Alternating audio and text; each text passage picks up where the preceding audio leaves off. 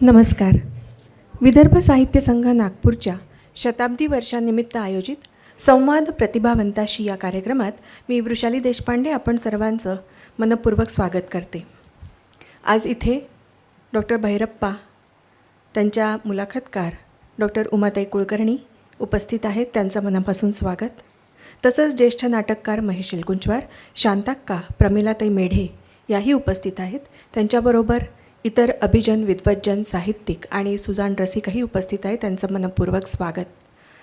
आज आपण ज्येष्ठ अनुवादक डॉक्टर उमाताई कुलकर्णी, सरस्वती सन्मानाचे मानकरी, कन्नड साहित्यातील मेरुमणी कादंबरीकार Dr.S.L भैरप्पा यांची मुलाखती घेणार आहेत. त्यासाठी आपण इथे जमलो आहोत. या कार्यक्रमाला सुरुवात करण्यापूर्वी आपण डॉक्टर भैरप्पा यांचा थोडक्यात जीवनपट मांडणारी एक ध्वनिचित्रफीत बघणार आहोत. कानडी भाषेतली ही ध्वनिचित्रफीत फक्त 8 मिनिटं 6 सेकंदांची आहे. ती आपण आधी पाहूया.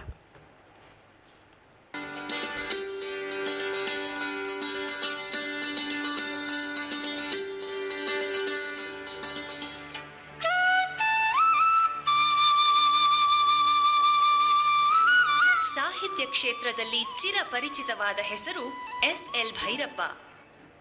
50 ವರ್ಷಗಳ ನಿರಂತರ ಬರವಣಿಗೆ, 20 ಕಾದಂಬರಿಗಳು, ಅಸಂಖ್ಯಾತ ಓದುಗರು. ಹಾಸನ ಜಿಲ್ಲೆಯ ಚನ್ನರಾಯಪಟ್ಟಣ ತಾಲೂಕಿನ ಸಂತೆ ಶಿವರ ಇವರ ಹುಟ್ಟೂರು. ಲಿಂಗಣ್ಣಯ್ಯ ಮತ್ತು ಗೌರಮ್ಮ ದಂಪತಿಗಳಿಗೆ ಒಟ್ಟು 8 ಜನ ಮಕ್ಕಳು. ಇವರಲ್ಲಿ ಭೈರಪ್ಪನವರು 3ನೇಯವರು. ಇವರು ಹುಟ್ಟಿದ್ದು 1934ರ ಜುಲೈ 26ರಂದು.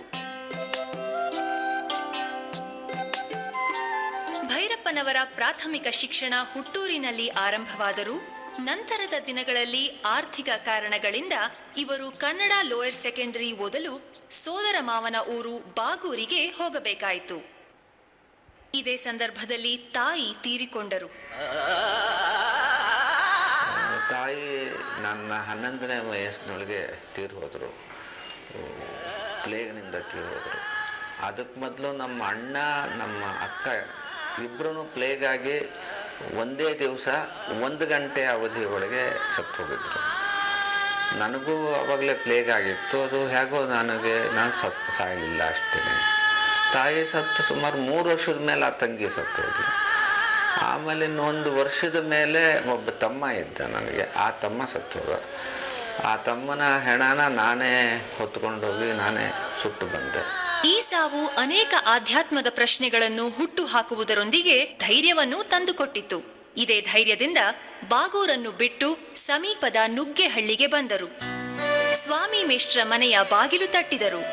ಅನಾಥ ಭೈರಪ್ಪನವರಿಗೆ ಈ ದಂಪತಿಗಳು ಆಸರೆಯಾದರು.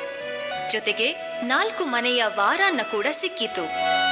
ನುಗ್ಗೆಹಳ್ಳಿಗೆ ಬಂದಾದ ಮೇಲೆ ಸುಮಾರು 1-2 ತಿಂಗಳೊಳಗೆ ನಾನು ಬಹಳ ಚುರುಕಾಗ್ಬಿಟ್ಟೆ.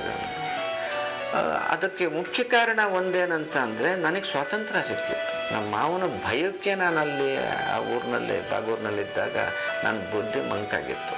ಆಮೇಲೆ ಇಲ್ಲಿ ಸ್ವಾಮಿ ಮೇಷ್ಟ್ರು ಮತ್ತು ಶ್ರೀನಿವಾಸ ಅಯ್ಯಂಗಾರ್ ಅಂತ ಇನ್ನೊಬ್ಬರು ಮೇಷ್ಟ್ರು ಇಬ್ಬರು ನನಗೆ ಬಹಳ ಚೆನ್ನಾಗಿ ಪಾಠ ಹೇಳಿಕೊಡ್ತಾ ಇದ್ರು. ಈ ಮಧ್ಯೆ ಸ್ವಾಮಿ ಮೇಷ್ಟ್ರಿಗೆ ಗೊರೂರಿಗೆ ವರ್ಗವಾಯಿತು. ಚನ್ನರಾಯಪಟ್ಟಣಕ್ಕೆ ಹಿಂತಿರುಗಿ ಬಂದರು. ಅಲ್ಲಿ ನಿತ್ಯದ ಖರ್ಚನ್ನು ಹುಟ್ಟಿಸಿಕೊಳ್ಳಲು ತಿಂಗಳಿಗೆ 5 ರೂಪಾಯಿ ಸಂಬಳದ ಮೇಲೆ ಸಿನಿಮಾ ಟಾಕೀಸಿನಲ್ಲಿ ಗೇಟ್ ಕೀಪರ್ ಆಗಿ ಕೆಲಸ ಮಾಡತೊಡಗಿದರು.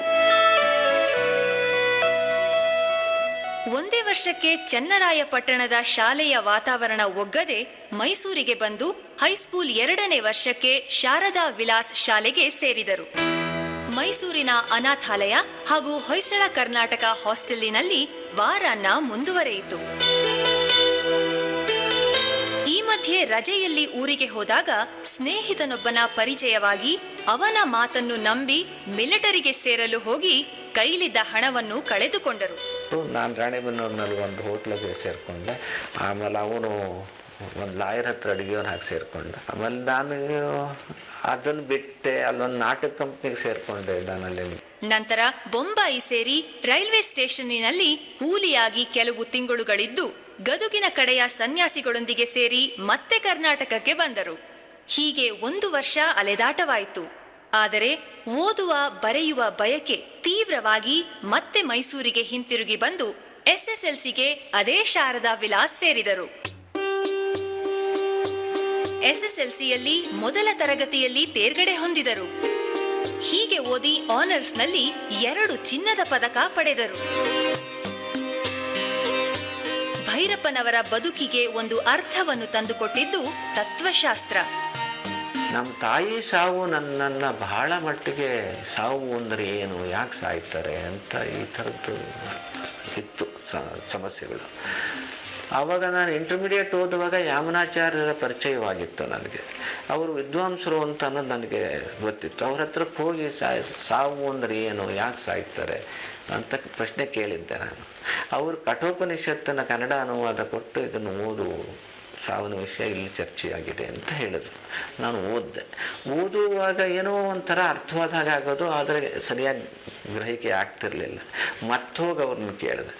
ಅವರು ಇನ್ನೊಂದು ಪುಸ್ತಕ ಕೊಟ್ಟರು, ಆನಂದ್ ಕುಮಾರಸ್ವಾಮಿ ಅವರದ್ದು ಡಾನ್ಸ್ ಆಫ್ ಶಿವ.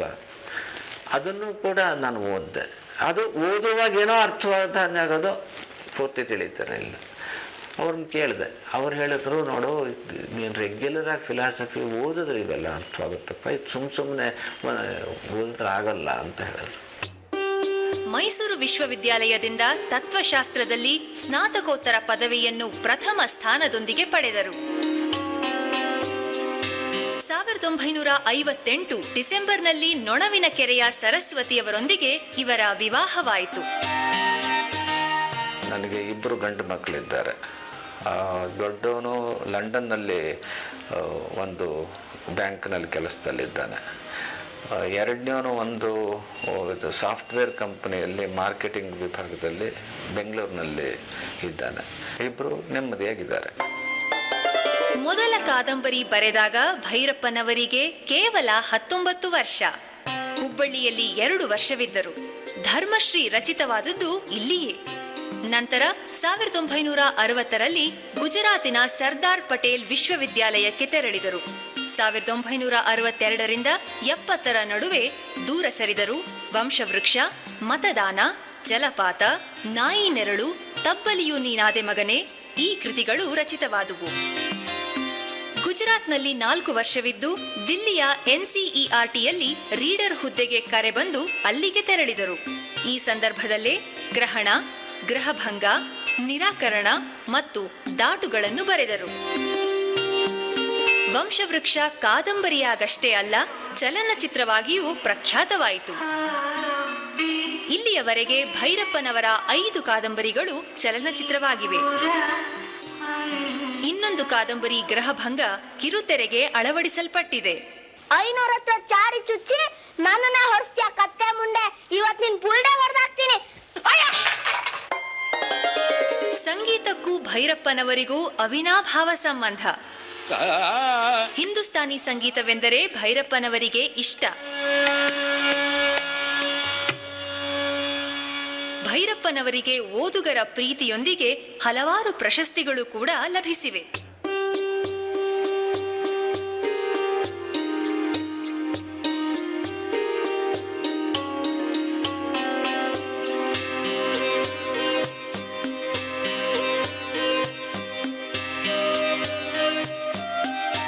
ಭೈರಪ್ಪನವರು ಈಗ ಮೈಸೂರಿನ ಕುವೆಂಪು ನಗರದಲ್ಲಿ ವಿಶ್ರಾಂತ ಜೀವನ ನಡೆಸುತ್ತಿದ್ದಾರೆ.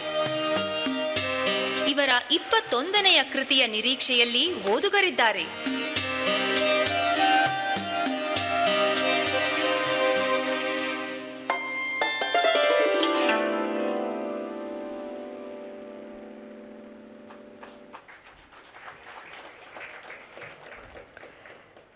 यानंतर कार्यक्रमाची सुरुवात अर्थातच आपल्या रीतीप्रमाणे सरस्वतीच्या प्रतिमेला माल्यार्पण करून आणि दीपप्रज्वलनाने करणार आहोत. त्यासाठी मी आदरपूर्वक आमंत्रित करते माननीय Dr.S.L भैरप्पा, माननीय डॉक्टर उमा कुलकर्णी, विदर्भ साहित्य संघाचे कार्याध्यक्ष माननीय डॉक्टर रवींद्र शोभणे, विदर्भ साहित्य संघाच्या शताब्दी महोत्सवाचे संरक्षक माननीय डॉक्टर गिरीश गांधी, माननीय न्यायमूर्ती विकास सिरपूरकर सर आणि विदर्भ साहित्य संघाचे सरचिटणीस श्री विलास मानेकर यांना.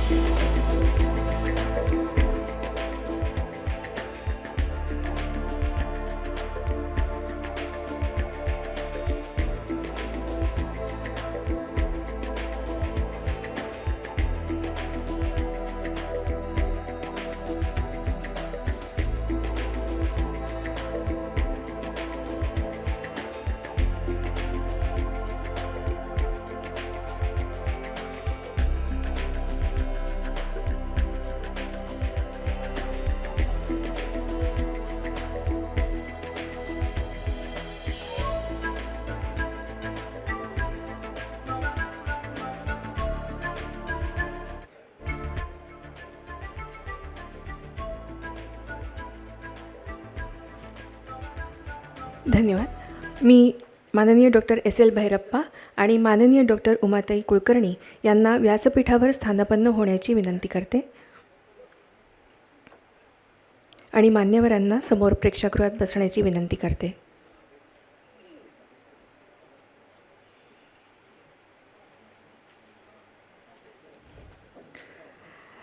मंडळी, समकालीन साहित्यात Dr.S.L भैरप्पा हे नाव अतिशय आदरानं घेतलं जातं.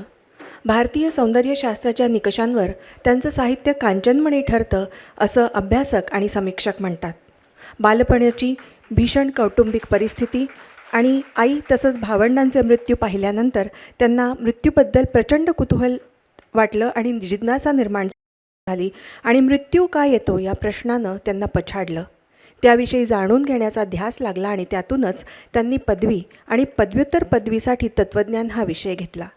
हुबळीच्या महाविद्यालयात प्राध्यापक म्हणून रुजू झाल्यानंतर पाश्चात्य आणि भारतीय तत्त्वज्ञानाचे विद्वान असा नावलौकिक त्यांचा झाला. शब्दसाधक असलेले डॉक्टर भैरप्पा यांचं प्रथम प्रेम साहित्य नसून भारतीय शास्त्रीय संगीत आहे. त्यांनी संगीताची रीतसर तालीम घेतली आहे आणि ते मर्मज्ञ आहेत.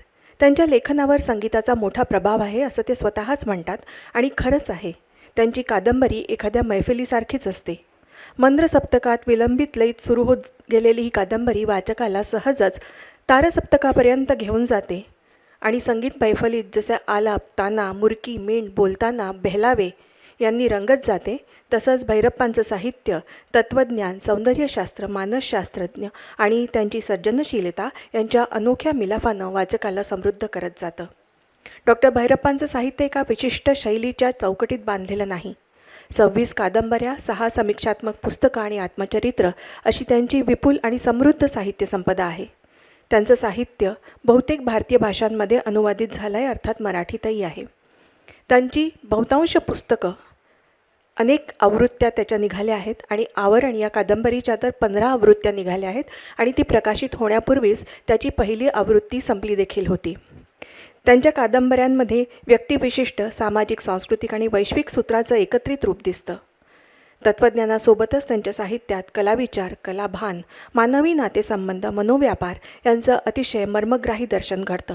समाजाच्या घट्ट समजुतींना ते धक्के देतात.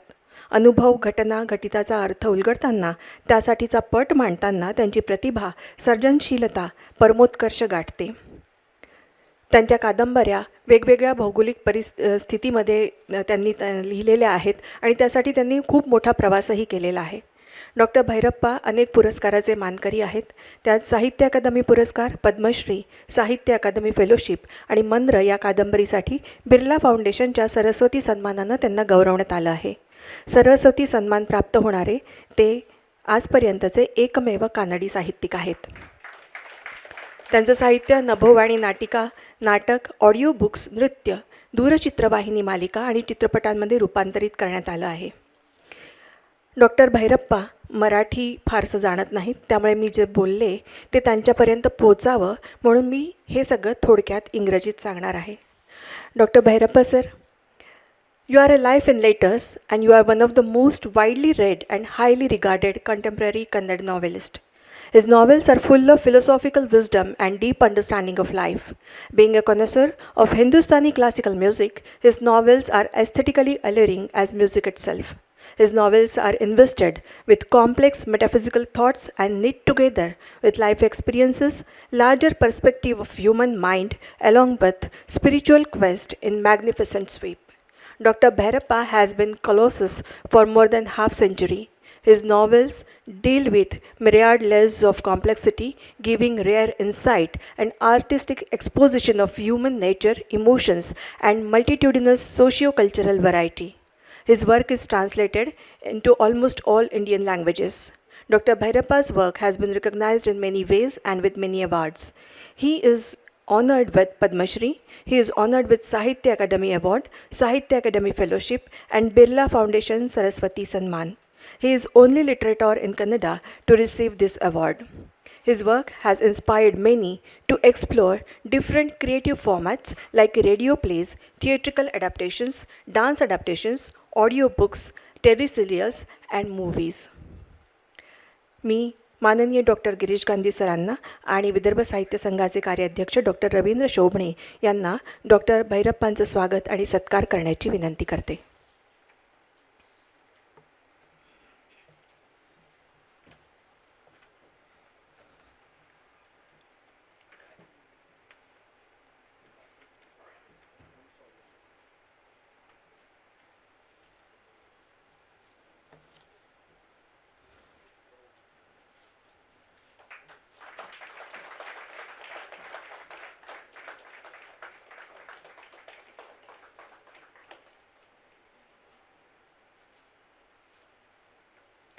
धन्यवाद सर.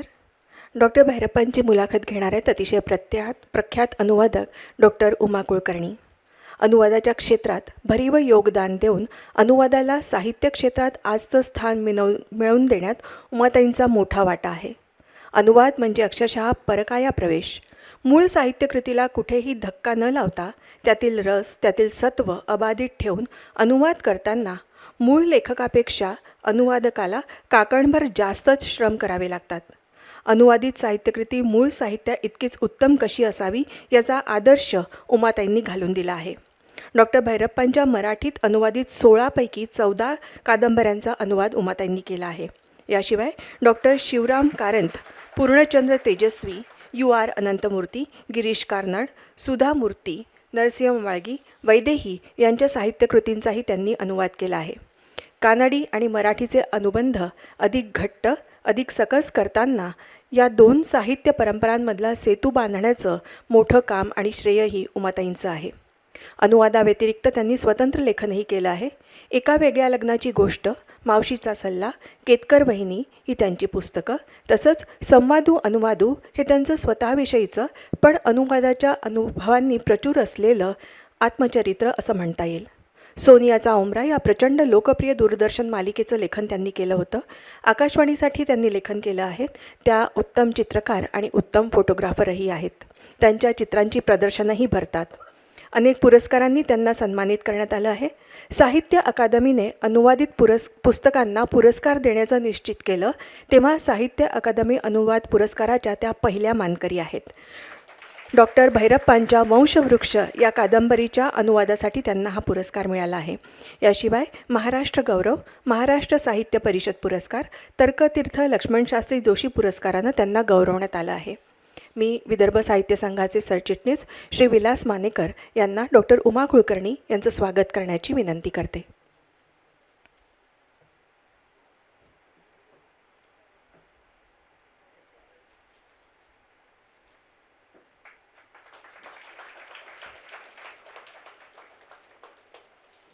धन्यवाद सर. यानंतर विदर्भ साहित्य संघाचे कार्याध्यक्ष डॉक्टर रवींद्र शोभणे यांना प्रस्तावित करण्याची विनंती करते.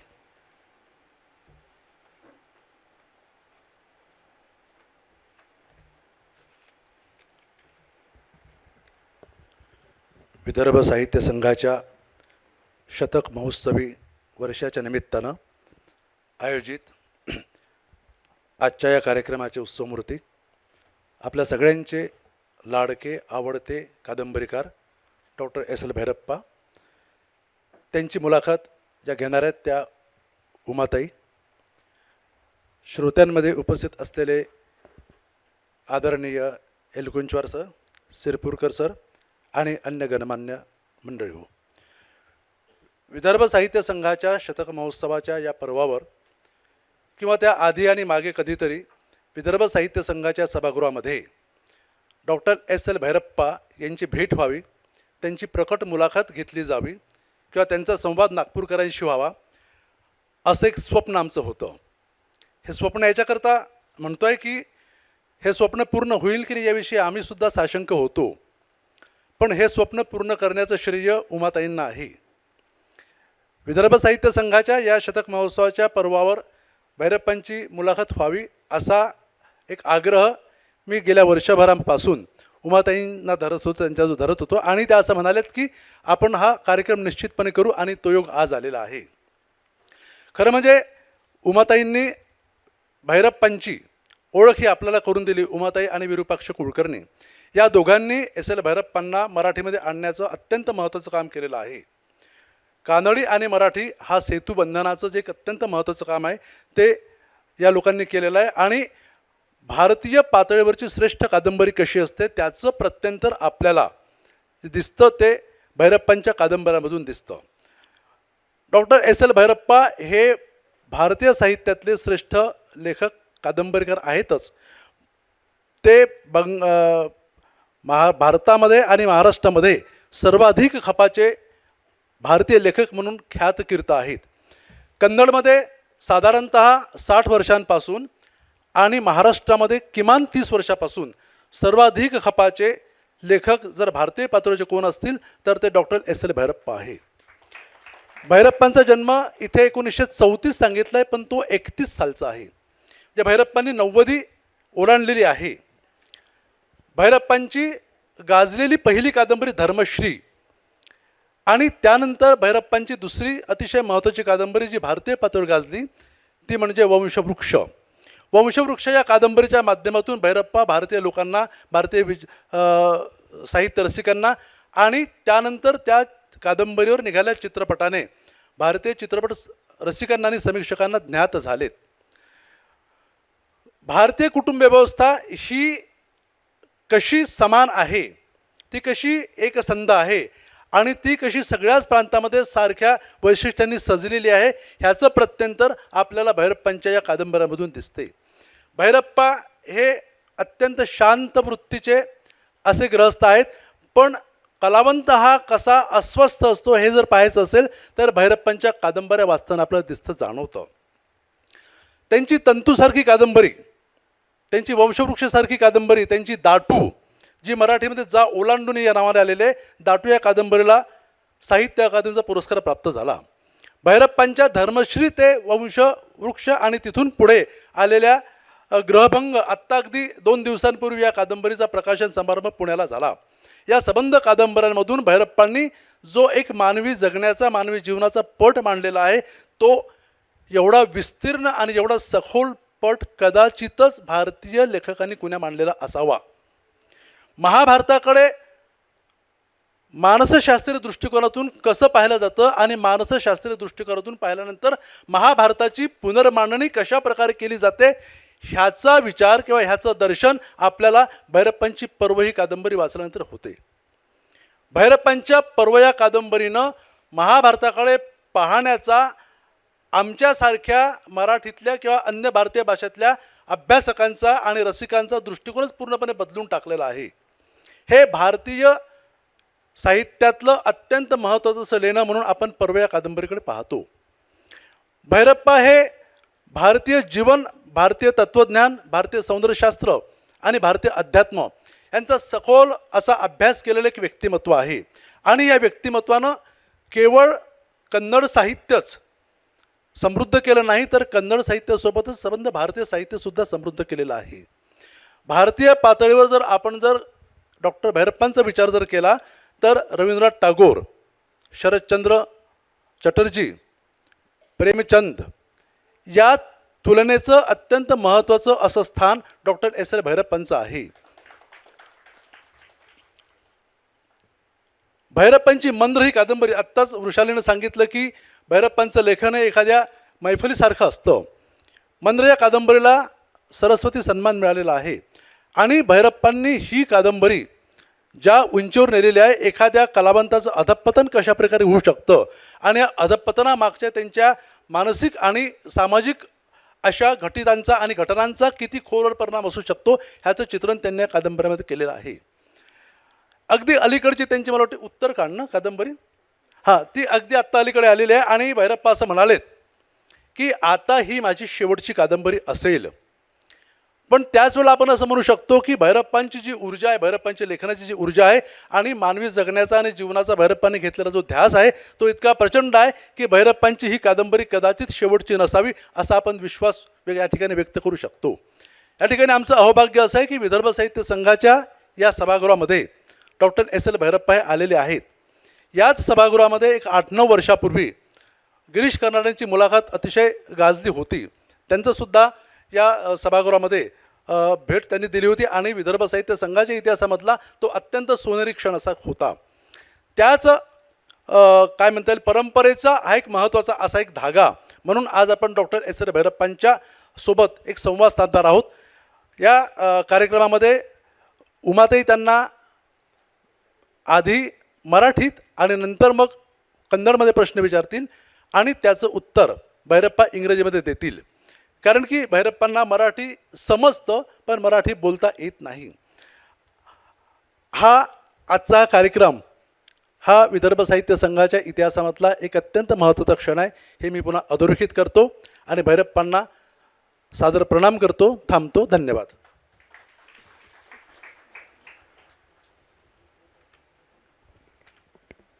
धन्यवाद सर. यानंतर विदर्भ साहित्य संघ शताब्दी महोत्सव संरक्षक माननीय डॉक्टर गिरीश गांधी यांना मी या प्रसंगी मनोगत व्यक्त करण्याची विनंती करते.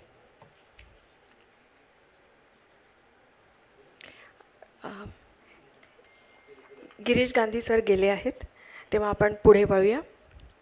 मंडळी, आपण कर्नाटकात किंवा दक्षिणेकडील कोणत्याही राज्यात गेलो आणि तिथे मराठी ऐकू आलं की आपल्याला फार बरं वाटतं. तसाच थोडासा अनुभव डॉक्टर भैरप्पांना देण्याचा मी एक नम्र प्रयत्न करते आहे. डॉक्टर भैरप्पा सर ನಾಗ್ಪುರದ ವಿದರ್ಭ ಸಾಹಿತ್ಯ ಸಂಘಕ್ಕೆ ಶತಮಾನೋತ್ಸವದ ವರ್ಷದ ಸಂಭ್ರಮ. ಆ ನಿಮಿತ್ತ ನೇಡುಯುತ್ತಿವರ ಸಮಾರಂಭದಲ್ಲಿ ನಿಮ್ಮ ಸ್ವಾಗತ. ಸರ್, ನಿಮ್ಮಂತಹ ಪ್ರತಿಭಾವಂತ ಲೇಖಕರನ್ನು ಸ್ವಾಗತಿಸಲು ತುಂಬ ಸಂತೋಷವಾಗುತ್ತಿದೆ. ನಿಮ್ಮ ಸಾಹಿತ್ಯ ಕೃತಿಗಳು ಯಾವಾಗಲೂ ಪದಗಳಿಗೆ ಹೊಸ ಅರ್ಥವನ್ನು ಮತ್ತು ಜೀವನದ ವಿಭಿನ್ನ ದೃಷ್ಟಿಕೋನಗಳನ್ನು ನೀಡುತ್ತಾ ಬಂದಿವೆ. ನಾವು ನಿಮ್ಮ ಮಾರ್ಗದರ್ಶನ ಸದಾ ಎದುರು ನೋಡುತ್ತಿರುತ್ತೇವೆ. ಮತ್ತೊಮ್ಮೆ ಸ್ವಾಗತ. ಧನ್ಯವಾದಗಳು. मी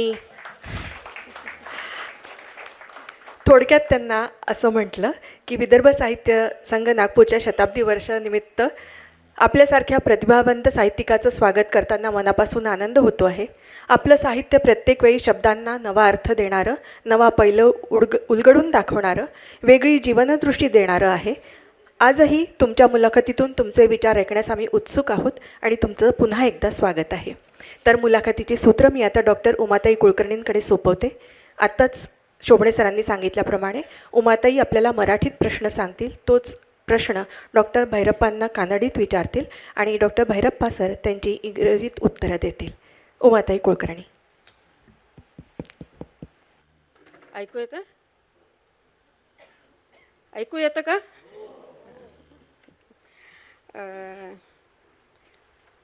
इथं मी आल्यापासून बघते आहे तर पेपरमध्ये जे आलेले 2-3 लेख आहेत किंवा इथं ज्या पद्धतीने तुम्ही सगळे भैरप्पांना ओळखता, आता आपण फिल्म पण बघितली आहे, तर याच्यात नंतर मी काय करणार आहे हे मला कळत नाही आहे. पण आपण भैरप्पांच्या तोंडून काही ऐकण्यासाठी काही प्रश्न आवश्यक आहेत. त्यामुळे मी माझ्या पद्धतीने जरा वेगळं काहीतरी आपण त्यांच्याकडनं ऐकू शकू का याचा आपण प्रयत्न करूया.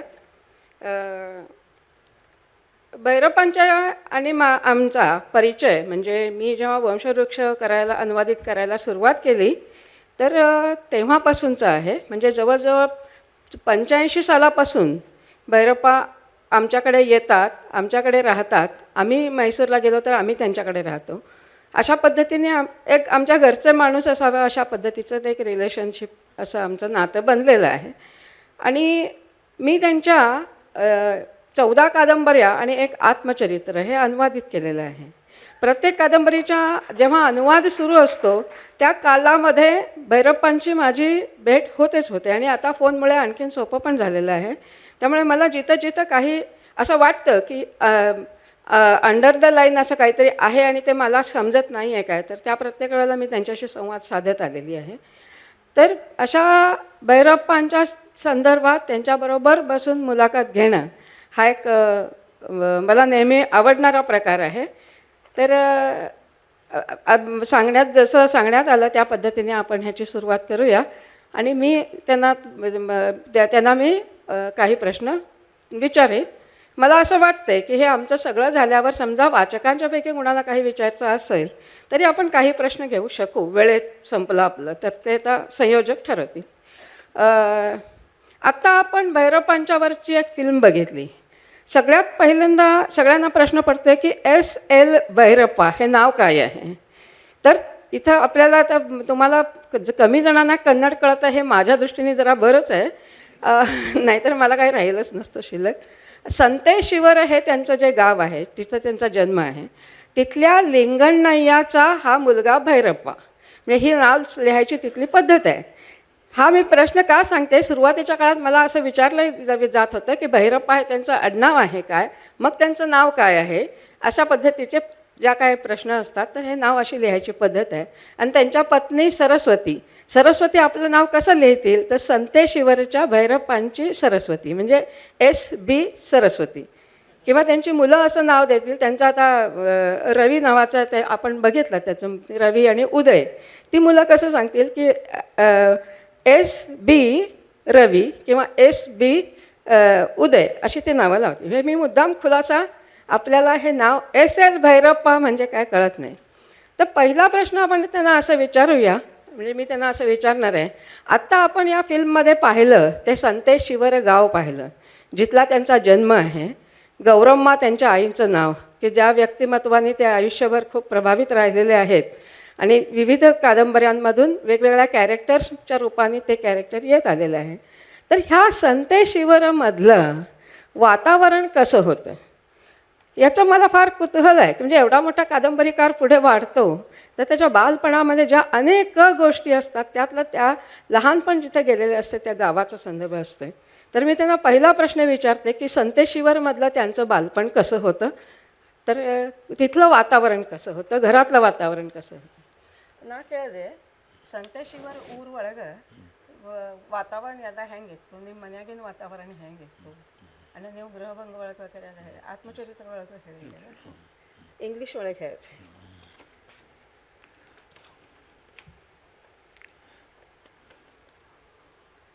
Friends, I can understand Marathi up to 80%.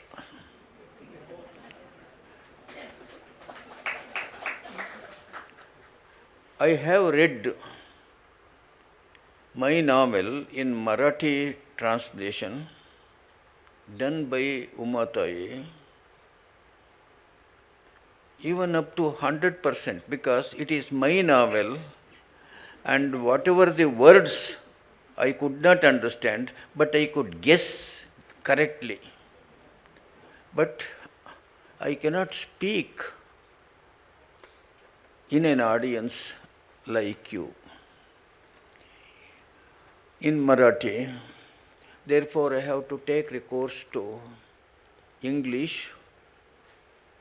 which is neither mine nor yours. And I have to use English because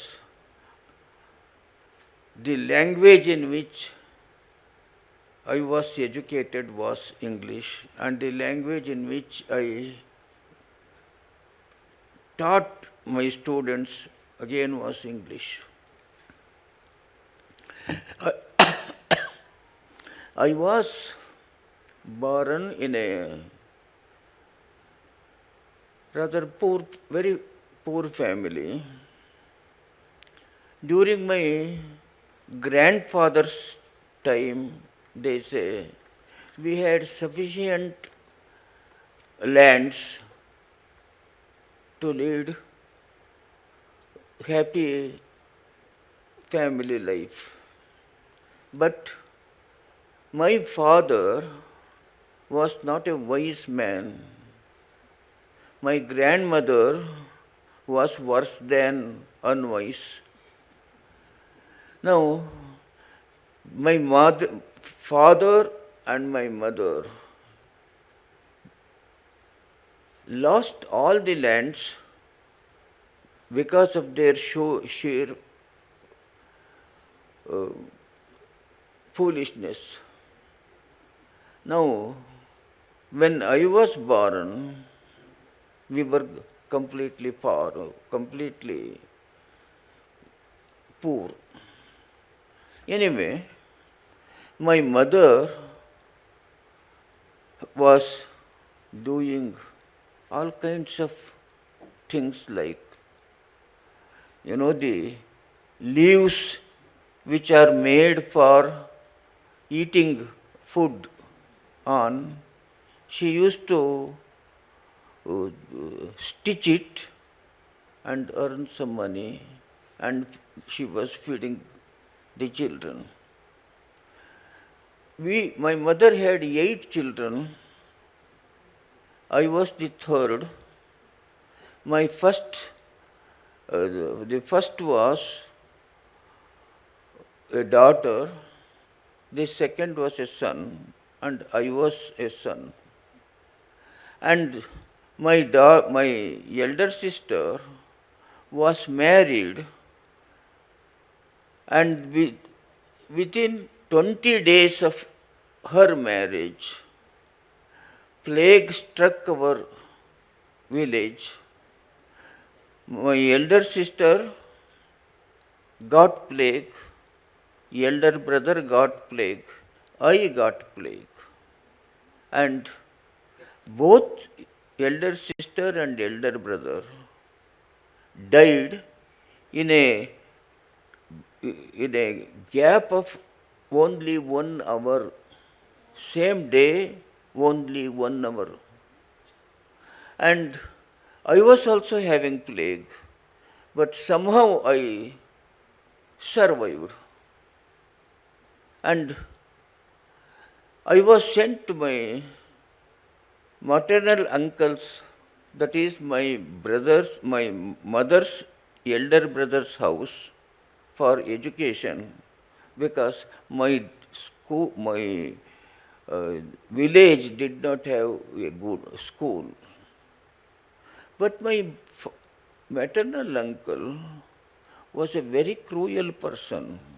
He used to beat me like anything without any reason. And also, he was not a man of character. Anyway, in 1 hour, in 1 year, my mother also got plague and she died. And when she died, I left my maternal uncle's place and came to another village which had a middle school, and I started eating varanna. You know what is varanna? And I was in a there were 2 teachers. One was called Swami Gowda, a Lingayite. He was so kind and he was so loving me, and his wife was so kind to me. And Swami Gowda, one thing, when I was in my maternal uncle's place, I was not at all bright, and I was not performing well in my class. But when I came to this place, I received love and affection from Swami Gowda, and love and affection from another teacher called Srinivas Iyengar. Within 3 months, I was recognized as the best student in the whole school. One thing was, I used to going for morning walk with Swami Gowda, and I used to say, Swami Gowda was saying, speak in English always with me. Then I would just say, I want to eat water. And he would say, no, you should say, I want to eat, I want to drink water, I want to drink tender coconut, I want to drink this, etc. Whatever is liquid, you should say drink. Whatever is solid, you should say eat. So this way he used to teach me English, and then gradually I picked up speaking English, and then there was a graduate headmaster of the school. A new graduate teacher came he was always speaking in English, and he made me to speak in English in a rather easy way. So this way, I was there in that place, and then Swami Gowda got transferred to another place called Gorur, and he took me to Gorur with him, and there I passed my middle school, that is secondary school, in first class. And then I came to Chennarayapatna, that is my taluka headquarters, joined the high school, but I was in a very difficult position. I was to do Bhikshanna. You know what is Bhikshanna? My father came there. She think he learned that Bhayerappa is doing Bhikshanna and he is getting sufficient food to eat. My father said, why should I not get a share of it? He just came to me and then he asked me, give half of your Bhikshanna. I gave it. And next day also he stayed with me. And then he said, I will be staying here always, and you do Bhikshanna by some 7 or 8 houses more, therefore it is sufficient for me also. Then I said, no, it can't be done. I cannot do it. And if the houses come to know that I am feeding you, then they may not give me bhiksha. No, I can't do it. You just leave this place. He became angry with me.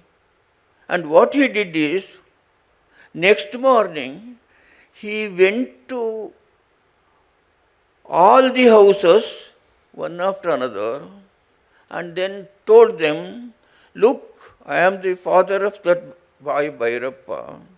He is doing Bhikshanna, but he has not had this Upanayana. A boy without Upanayana is not supposed to do Bhikshanna. See what wrong thing he is doing. He told in all the houses. Next day, when I went for Bhikshanna, the house ladies, one after another, said, you have done an adharma action, and are you not ashamed of doing it? Then I really felt ashamed, and I had to give up Bhikshanna. Then a friend of mine was a relation of a cinema theater in that place. And then he somehow got a job for me in the theater of a gatekeeper for the 2 shows, first show and the second show, for 5 rupees a day, and 5 rupees a month. And I used to cook some rice, and a hotel man was giving free sambar, and somehow I was managing my food. That was the help that my father did for my education. Anyway, next year I left that place and went to Mysore, and I had dharmopanayana. Somehow, then I became a Brahmin. Anyway, when I was in Chennarayapatna, I had a younger brother called Krishnamurti. He was 5-year-old. I was 15-year-old at that time. I came to I was I received a message that Krishnamurti was dead.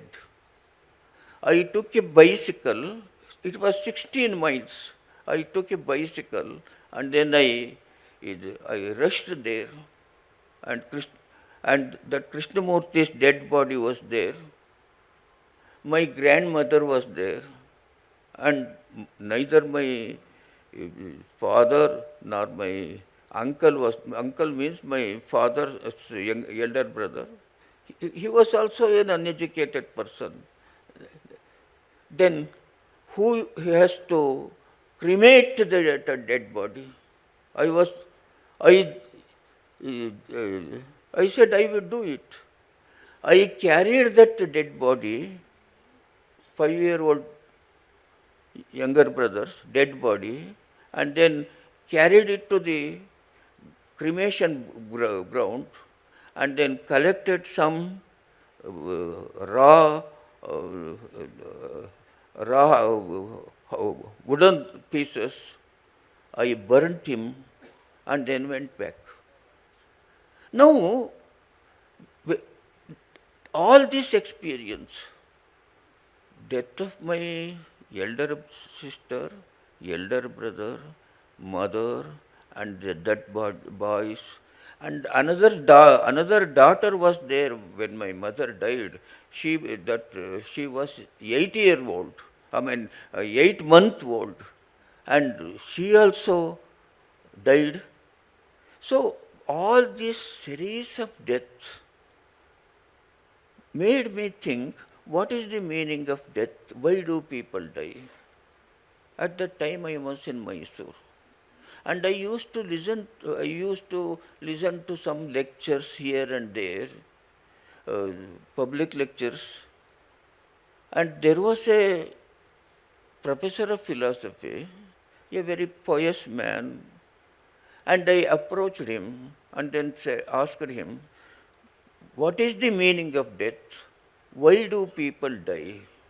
And what happens after death? Always I was thinking, my mother would come back. When my mother died, for nearly 1 year, I was getting a dream. And in the dream, my mother would appear before me in a very hazy figure. She would come closer and closer to me, and I would go closer and closer to me.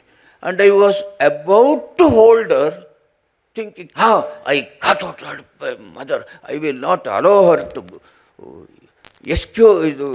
go away from me again.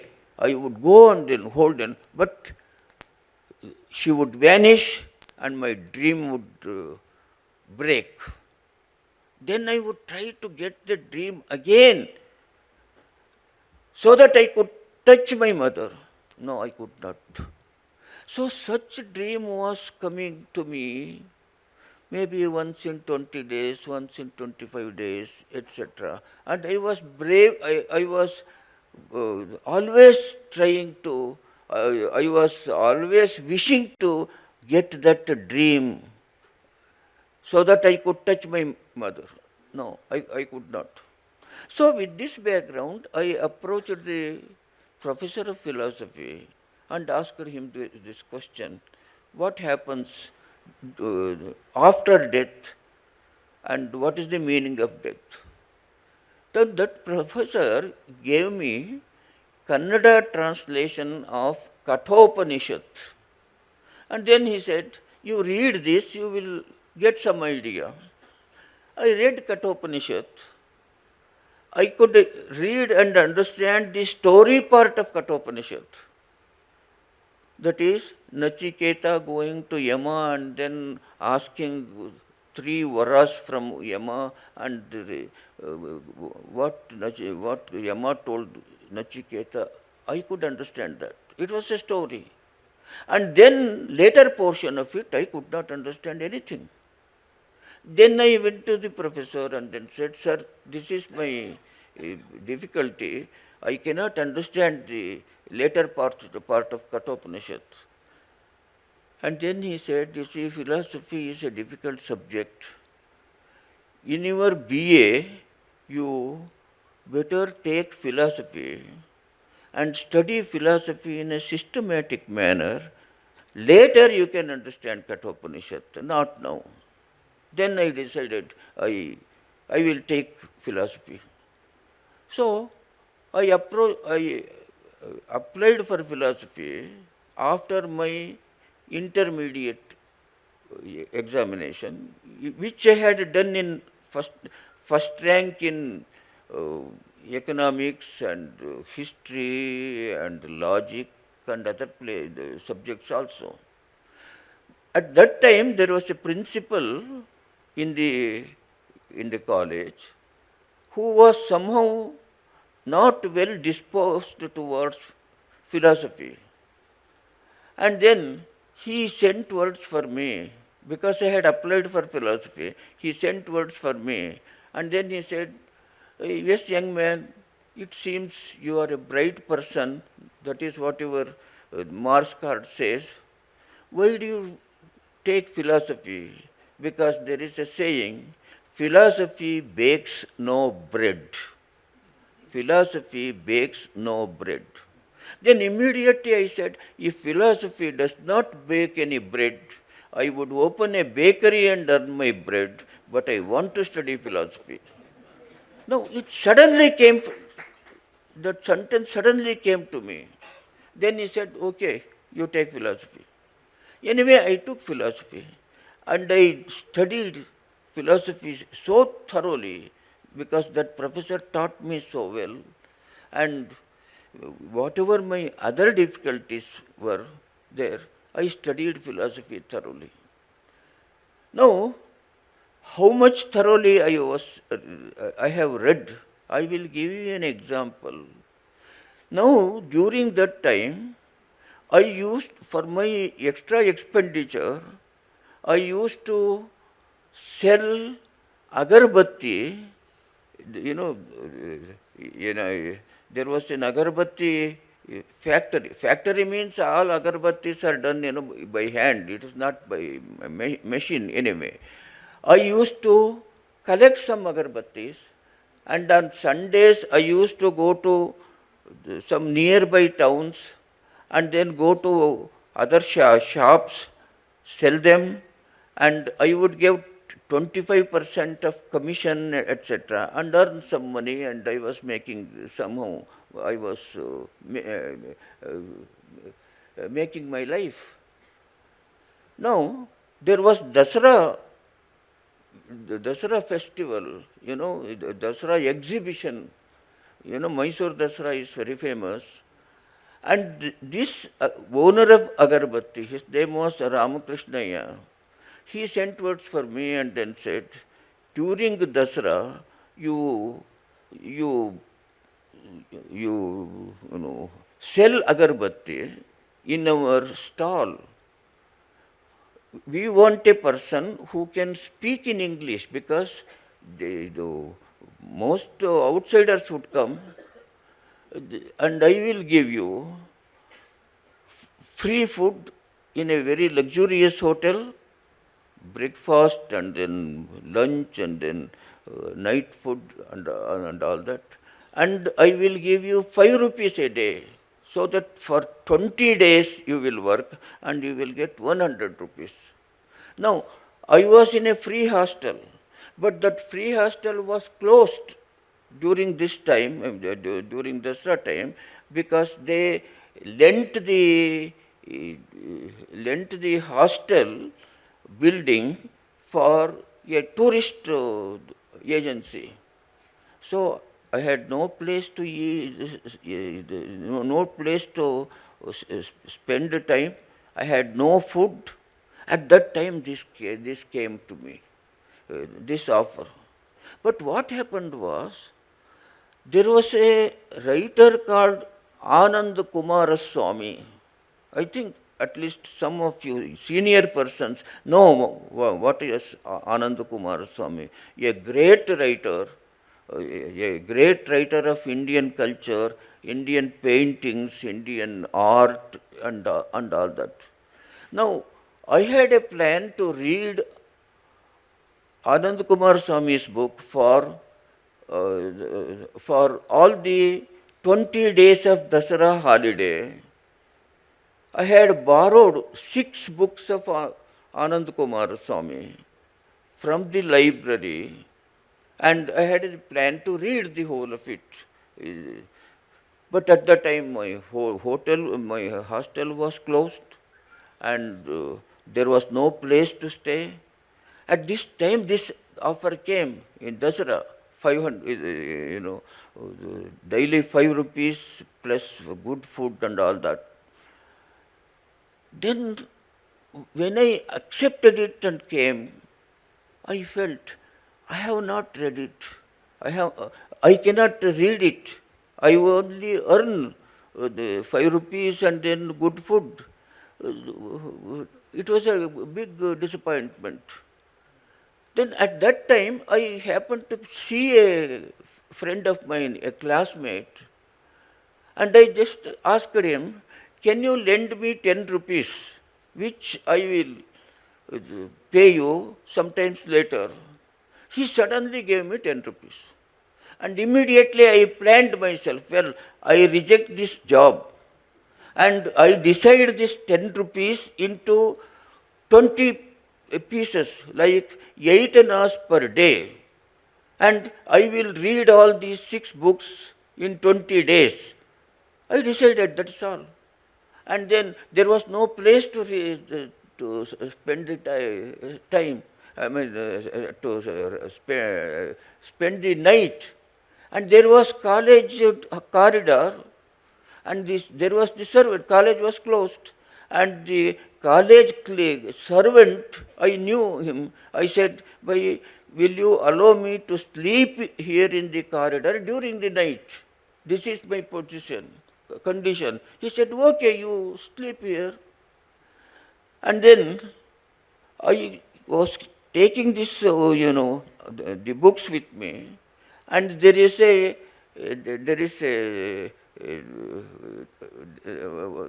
lake called Kukkarahalli Lake, and on the bank of the lake there are herbs, and in the beneath the herb there was stone bench. I used to sit there and read till about 12 o'clock in the day, and I would go to a hotel, and out of the 8 anna which I had, rationed for my food, for 6 annas, I would get a plate meal, and I would ask the hotel suppliers, saying, you just give me some more, this much of rice, because it is not sufficient for me. And out of pity, that boy would give me a little more rice. I would eat it, and during the night I would eat 2 idlis, and I was reading and reading always.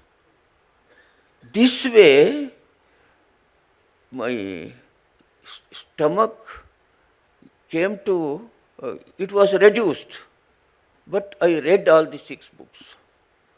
And after I completed this, when the hostel was reopened, when I had the plate full of rice served, I started eating, but I could not eat it because my stomach had lost the capacity. Then I thought, did I did a foolish thing by not accepting daily 5 rupees and then daily 3 luxury food, etc. Then my mind told me, if you die tomorrow, at least you have the satisfaction of having read these 6 books before dying. So you did a wise thing. So such things gave me direction to my academic life. So during my during my BA, I got the first rank not merely for philosophy students, but for all humanity students. And then I did my MA, and again I got the first rank for the whole of humanities. And then I got a job in Hubli. I was there for 2 years, and then I left it, and I was offered a lecturer's job in Sardar Patel University as a lecturer in the postgraduate department. And at that time, there was a professor called Javdekar in Baroda University as the head of philosophy department.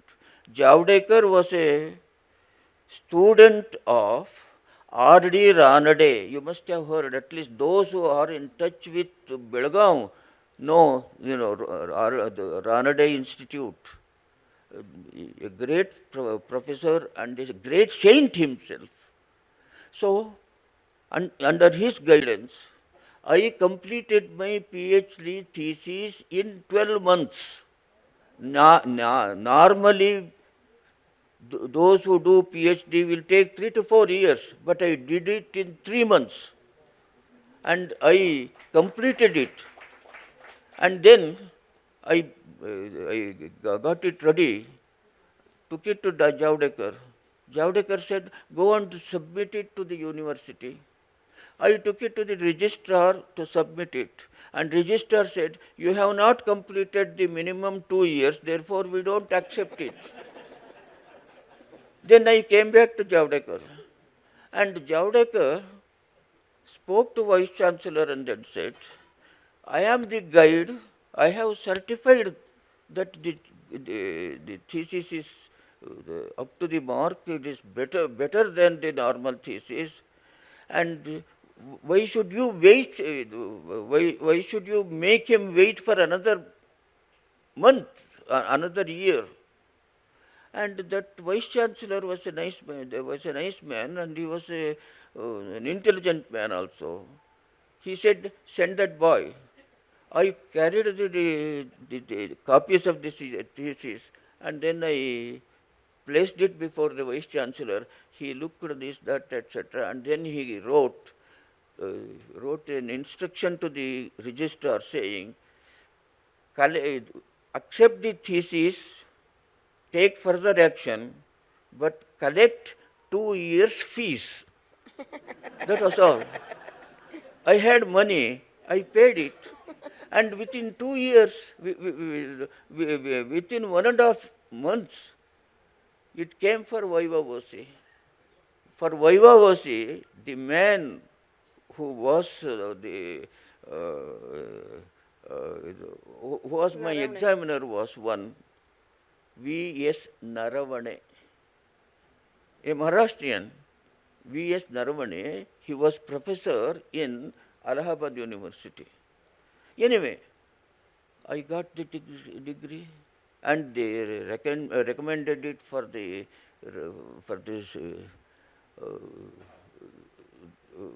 for the university to publish the thesis. Now, what happened was, when I was doing my thesis, the theme of Vamsharuksha was working in my mind. And in between submission of thesis and calling me for Viva Voce, during this period, I sat down and then wrote the novel Vamsharuksha. Wrote Vamsharuksha. And in the Viva Voce, Naravane said, what are you doing after this? I said, I have not thought. He said, your thesis is on truth and beauty, a study in correlation, Satya or Saundarya, correlation. You have written anyway. why don't you do the other side? Satya, Saundarya, and then Niti, truth, beauty, and then other values, ethical values. Why don't you do it? You will get a DLit degree for that. I will help you. I will help you. You do it. You are. And Narvane said, "You see, I am an intelligent man, but I am not as hard working as you are. But I have some ideas about it, and I will give those ideas to you so that at least you will get a DLit." So I started, I had written this novel Vamsharaksha, and I sent that novel to my publisher, who was at Hubli, saying, "I have written a novel which I am sure that it is better than my other novel, other novel, what is that? ದೂರ ಸರಿದರು ಆಗೈತೆ No, no, no, ಇದು Dharmashree Dharmashree Dharmashri. It was published already. And I told my publisher, I have written a novel called Vamsharuksha, which is better than this Dharmashri. Anyway, I will send it to you soon. But when Narvane gave this suggestion, you do for your DLit, then immediately I got the idea. Yes, if I, in addition to PhD and DLit, I had the plan to go to the foreign countries and then do some more higher studies and become a famous man like Radha Krishnan. That was my dream. So I decided, I started working on it. Again, my nature is, I work at least 10 to 12 hours every day. That is how I work.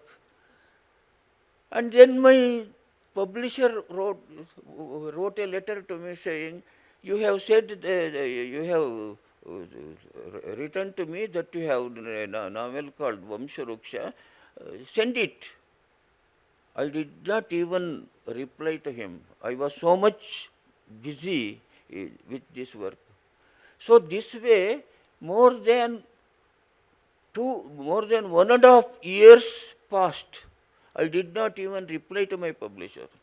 And then my publisher, wrote a very angry letter saying, what are you doing? You promised that you have a novel and I have announced it, but you have not sent it. You are putting me in an embarrassing position. Then I said, okay. I said, I will take about 1 month leave from DLit work and I will revise this novel Vamsharuksha. I started reading Vamsharuksha. Then I fell in love with it. I really fell in love with it. Why? How? Already I had done my thesis, PhD thesis on truth and beauty. Beauty is art. It may be literature, it may be music, it may be painting, it may be dancing. It is art. Truth and beauty. What is the relationship between truth and art? And then, already I was studying further ethical values. What is the relationship? Truth, beauty, and then ethical relationship. All these concepts were very clear in my mind. Then when I read Vamsharuksha's story, I thought, all these things are in a concrete way I have produced in such a way that it becomes the experience of the reader giving full of rasa. Then I felt, this is my area. My area is creating, writing novels where I can be a creator of truth, beauty, and goodness. Therefore, this this thesis for a D.Lit degree, this is not my way. So I stopped it and I totally devoted myself to Vamsharuksha. I revised it and sent it. And then I thought within myself, yes, Vamsharuksha is a good novel, but I had not studied novel as a form. How to, without studying the form of the novel, how can I proceed? Maybe Vamsharuksha became a good novel even without studying the form of it consciously. It has came unconsciously, but I must study it consciously also. Therefore, what should I do? There was a friend of mine who was the head of the English department in Sardar Patel University. His name was R.A. Dave. And then I asked Dave, I want to study English MA so that English literature I can learn. I want to study. And then he said, why do you waste 2 years for that? I said, okay, I will sit in your class and let me study English literature.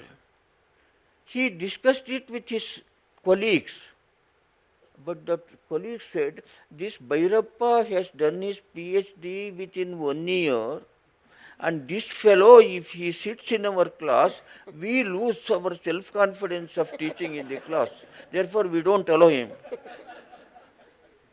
So, Dave said, therefore, he said, you can study it yourself. I will guide you.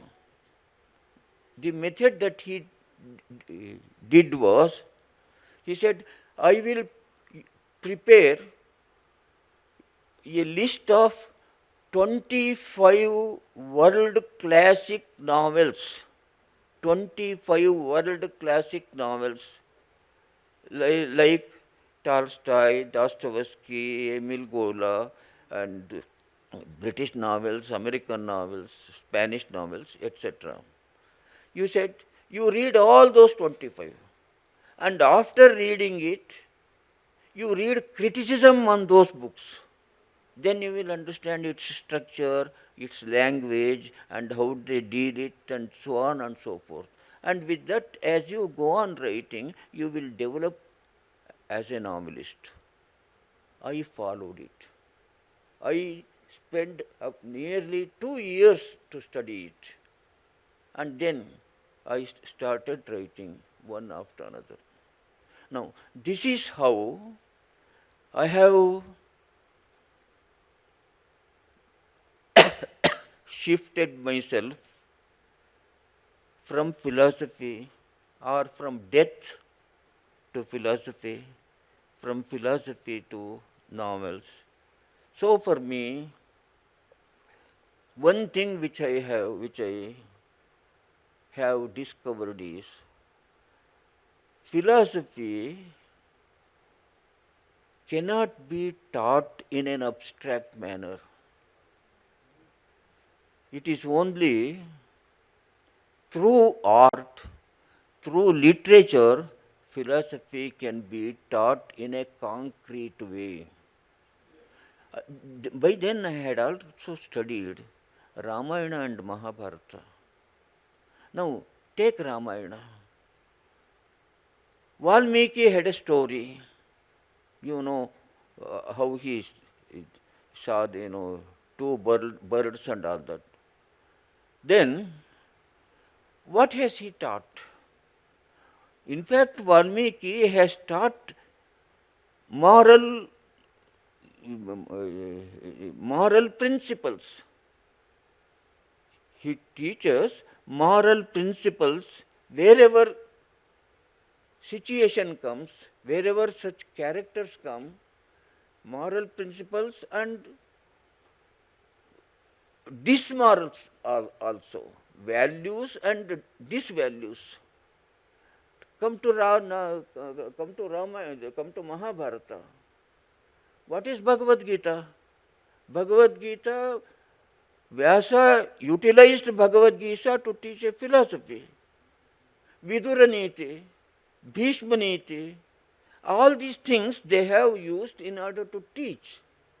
If you read Kalidasa's Raghuvamsha, every stanza of Raghuvamsha is teaching of values.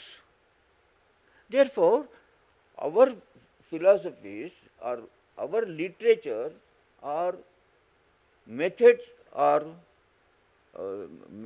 they are the methods of teaching values of life. Otherwise, it is this simple dry stories. This dry stories cannot become good literature. Now, what happens is, in our tradition, Vedas are the basis of our values. Every Vedic shlokas are expressions of our values. Upanishads are the essence of the Vedas. Now, they say that there are about 120 Upanishads, but only 10 Upanishads are recognized because Shankaracharya he wrote commentary on 10 Upanishads. Anyway, take 10 Upanishads, and each Upanishads are statements of values and realities of life. And then, what are the essence of the Upanishads? The essence of the Upanishads are not that easy.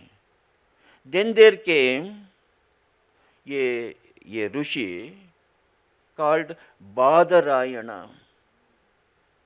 And that Badarayana wrote the summary of all the 10 Upanishads.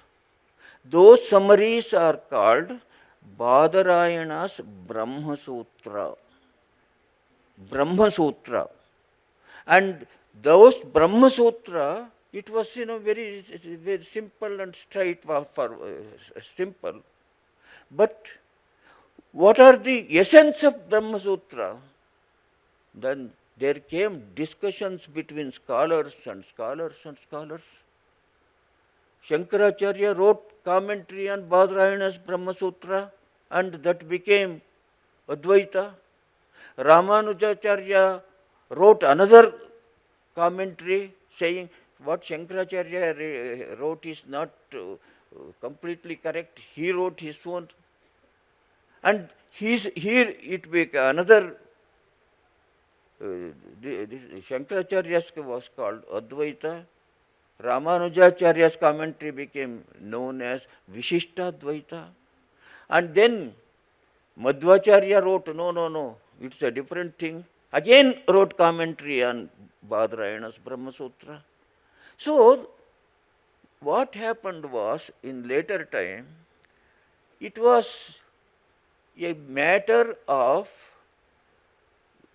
discussions, charcha between the learned people. And who knows, how many even ordinary educated people know about Shankaracharya's or Ramanujacharya's or Vallabhacharyas and the various other Vallas.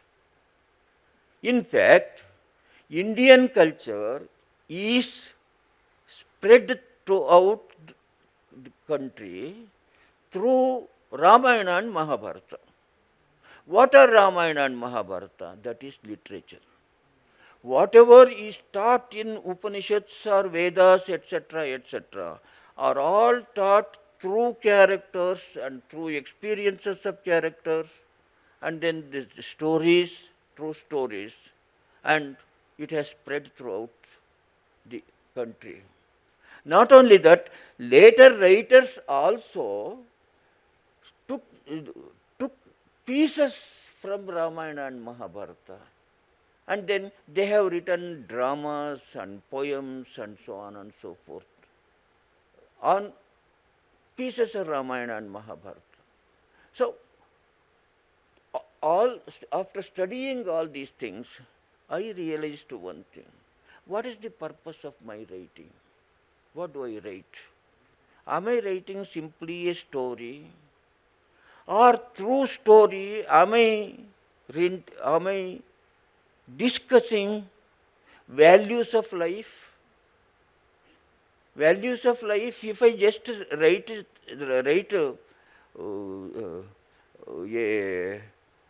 an essay or a thesis, this is goodness, these are the examples, and this is what this Western philosopher has said, this is what the German philosopher has said, this is what this Buddha has said, this is what Shankaracharya has said, etc. Who will read it? And there cannot be any concreteness in it. But if I write a novel on these things, well, there is a concrete expression of values in life. You take my novel, Mandra. Mandra is a story of art. The basic statement which is printed in the first page of Mandra itself is, a man called Bhosle says, when you experience art, you experience Swarga. But when you go to the personal life of the artist, there is contradiction. Why this contradiction between art and artist? This is the question. And this is the whole essence of the novel, Mandra. Now, when you read Mandra, what depth do you will understand it? How many characters you study about it? I need not tell you this whole story because I am sure that many of you have read. How many of you have read Mandra? Raise your hands. Yes. Now, in the same way, take my all other novels, whatever you have read it. It is, my story is, my writing is philosophical. I tell you, when I wrote my novel Vamsharuksha, and soon after that, Narvane asked me to do my PhD, deal it. Dr. Javadekar, who was my PhD guide, developed so much of affection for me. And then he said, Bhayerappa, you must write that. And he had thought, Bhayerappa is a hard-working man.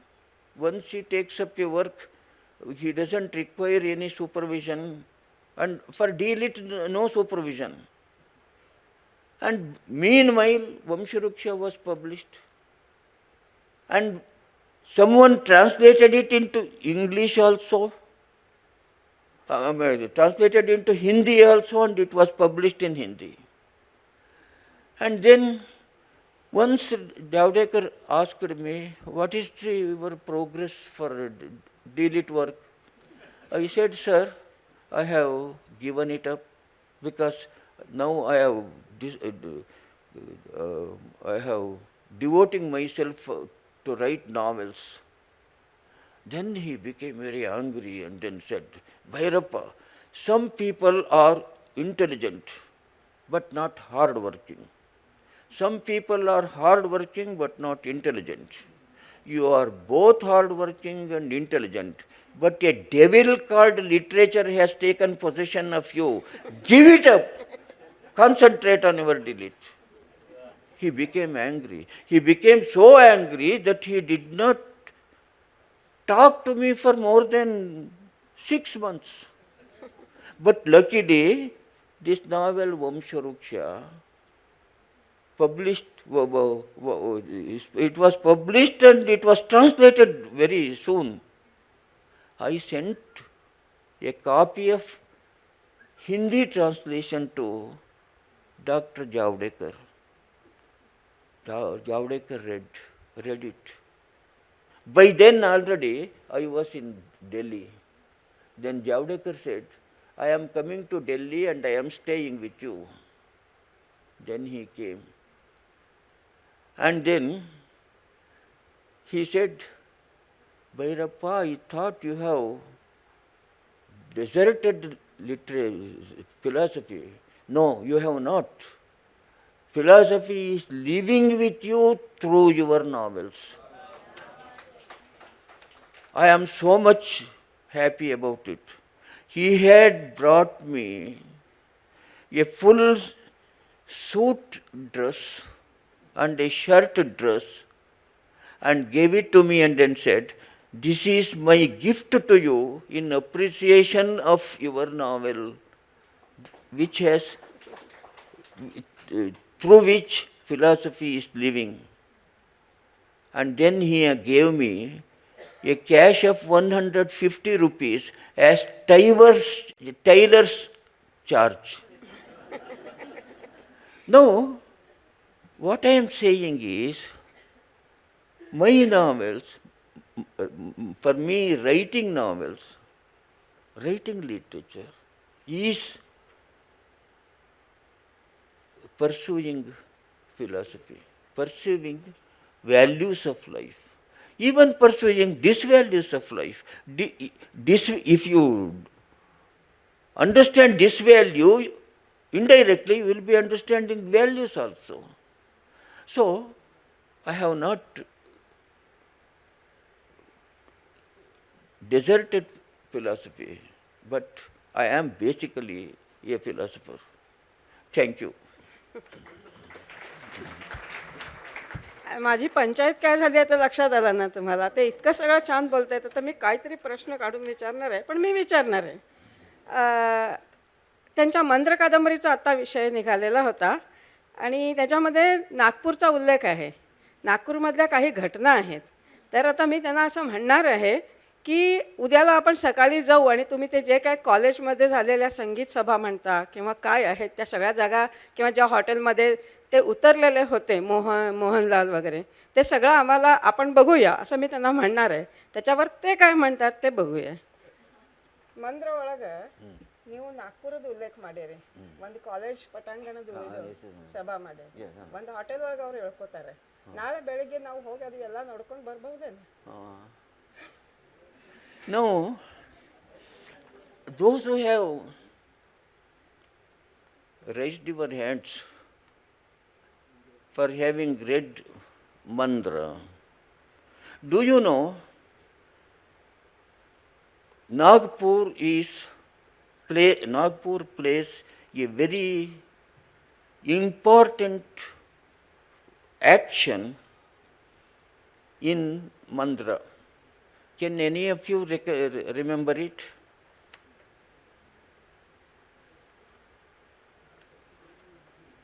Can any of you remember it? ನೀವೇ ಹೇಳಿ. मंद्रामध्ये असा तो प्रसंग आहे की तो मोहनलाल गायक जो आहे तो नागपूरला येतो. इथं एक त्याची संगीताची महफिल ठरत असते.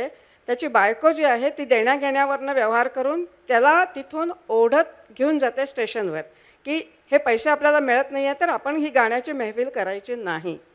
आणि तिथे मोहनलाल त्यावेळेला जातो. पण मोहनलाल संगीताविषयी म्हणजे बाकी त्याच्या कॅरेक्टरविषयी वेगळ्या गोष्टी आहेत, पण तो संगीताविषयी त्यावेळेला इतका गंभीर आहे की तो म्हणतो की मी त्याच्या मनात त्या राग निर्माण व्हायला सुरुवात झालेली आहेत. आणि अशा वेळेला इथून परत जाणं हे मला शक्य नाही. आणि त्यावेळेला तो बायकोशी भांडतो आणि परत येतो. ज्या ठिकाणी कार्यक्रम ठरलेला असतो त्या संयोजकांना भेटतो आणि सांगतो की माझा इथं पुन्हा एकदा कॉलेज, त्या विशेष त्यांनी कॉलेजचा उल्लेख केलेला आहे, तर त्या पटांगणावर माझी परत हे ठेवा आणि मग तुम्ही तिकीट लावू नका, म्हणजे परवा जी लोकं निघून गेलेली आहेत त्या सगळ्यांना पण बोलवा आणि मला एक दमडीही देऊ नका, कारण मी त्या माझ्या रसिकांचा अपमान केलेला आहे असा. आणि त्यावेळेला ते जे त्याचं गाणं होतं त्याच्या कादंबरीला वेगळा एक टर्न मिळतो की तिथंच कार्यक्रमासाठी मनोहरी नावाची दिल्लीची एक डान्सर तिथं आलेली आहे आणि मग मोहनलाल त्याच्या आयुष्यात असा टर्न होतो आणि तो तिच्याबरोबर दिल्लीला निघून जातो, मुंबई वगैरे सोडून. असा एक मोठा प्रसंग नागपूरमध्ये घडलेला त्यांनी दाखवलेला आहे. म्हणून मला असं वाटलं की एवढा महत्त्वाचा प्रसंग नागपूरमध्ये आहे तर आपण बघावी ती जागा.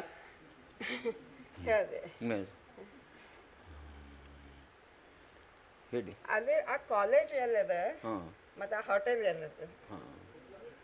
Yes, I think you Nagpur wale should find out that college and you should find out the hotel where both of them met. Yes, it is real research which Nagpur people have to do it. ಅಂದ್ರೆ ಅದು imaginary ಇದೆ ಎಲ್ಲಾನು? ಎಲ್ಲಾನು imaginary, ನಿಮ್ಮ प्रतिभा ते सांगतायत ते सगळं काल्पनिक आहे. ते नागपूरला हे तिसऱ्यांदा येत आहेत, दोनदा येऊन गेलेत ते, पण तसं काही त्यांनी कुठलं कॉलेज किंवा काय असं बघितलेलं नाही आहे. ते त्यांनी त्यांच्या मनाने तयार केलेली ती पार्श्वभूमी आहे. म्हणजे या निमित्ताने त्यांच्या कादंबरीतल्या आध्यात्मिक सगळ्या कादंबऱ्यांमध्ये जे का आपल्याला एक अध्यात्माचा एक कुठल्या तत्त्वज्ञानाचा म्हणू आपण, अध्यात्म शब्दापेक्षा वेगवेगळ्या तत्त्वज्ञानाचा, आणि त्या कादंबरीपुरतं ते तत्त्वज्ञान सगळं ज्या पद्धतीने प्रवाहित होतं आहे ते आपण सगळ्याजण त्यांच्या कादंबऱ्या वाचतो तेव्हा आपल्याला लक्षात येते. तर कादंबरीची निर्मिती हा एक परत वेगळा प्रकार आहे. म्हणजे हे मागचं तत्त्वज्ञान हा एक वेगळा प्रकार झाला, आणि पण ही निर्मिती कशी तयार होते. मी स्वतः अनुवादक आहे, मी स्वतः क्रिएटिव्ह रायटर नाही. मला सतत या एका प्रोसेसविषयी सतत आकर्षण राहिलेलं आहे. कदाचित मी अनुवादक असल्यामुळे जास्त वाटलं असेल.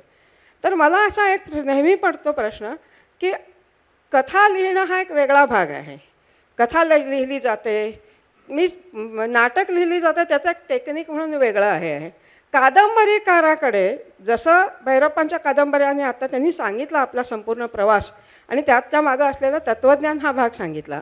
पण मला असं विचारायचं आहे त्यांना की कादंबरीकार म्हणून असण्यासाठी त्याच्याकडे काय वेगळ्या, त्या लेखकाकडे वेगळी काय क्वालिटी लागते, त्यांनी लेखक म्हणून त्याने आणि काय तो परिश्रम घेऊ शकते.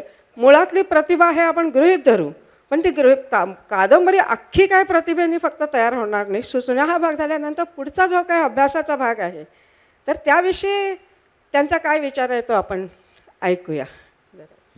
ನಾ ಅವ್ರಿಗೆ ಹೇಳಿದೆ ಕಾದಂಬರಿ ನೀವು ಫಿಲಾಸಫಿದು ಹೇಳಿದ್ರಲ್ಲ, ಖರೆ ಅದು ಆ್ಯಕ್ಚುಲಿ ಕಾದಂಬರಿ ತಯಾರಾಗೋ ಮುಂದೆ ಕೆಲವೊಂದು ನೀವು ಸ್ಟಡಿ ಅದು ಎಲ್ಲ ಮಾಡ್ತೀರಲ್ಲ, ಅದು ಮುಂದಿನ ಡೆವಲಪ್ಮೆಂಟ್ ನೀವು ಹೆಂಗೆ ನಿಮ್ದು ಆಗ್ತಿರ್ತದೆ ಡೆವಲಪ್ಮೆಂಟ್ ಅಂದ್ರೆ ನಾ ಕಥಾಕಾರ ರಗಡ್ ಮಂದಿ ಇರ್ತಾರೆ, ಖರೆ ಕಾದಂಬರಿಕಾರ ಅಂತ ಏನಾಗಬೇಕಲ್ಲ, ಕಾದಂಬರಿ ಬರೆಯೋದು ಇದಕ್ಕೊಂದು ಬೇರೆ ತಾಕತ್ತು ಬೇಕು. How to write a novel and how to become a novelist, until and unless you are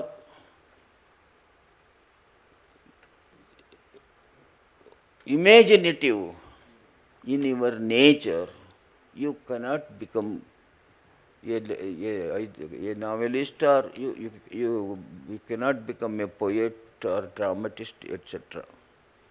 It's a question of creation. In creation, what you create becomes more real than actuality. For example, the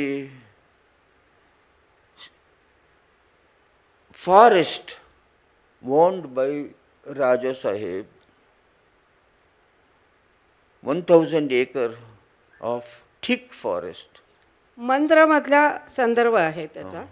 And then the river, चित्र uh, चित्र uh, चित्र river Chitra mixing with Narmada Narmada, etc. A, a, a very learned scholar of Karnataka, very, very learned scholar, he went to that Narmada and he searched for river Chitra, where Chitra and then Narmada joins. He searched, and after searching it, he came to me and then said, I could not find exactly, but I could guess some 3 or 4 places, and out of those 3 or 4 places, which was really the Sangam? He asked me. But actually, the whole thing was my creation. It was not reality. That is the power of creation. That is the power of creation. Just as there is Ramtek, and Kalidasa's Yaksha, he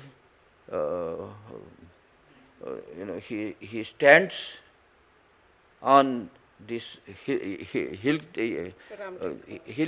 top, and then he describes the movement of the Megha and so on and so forth.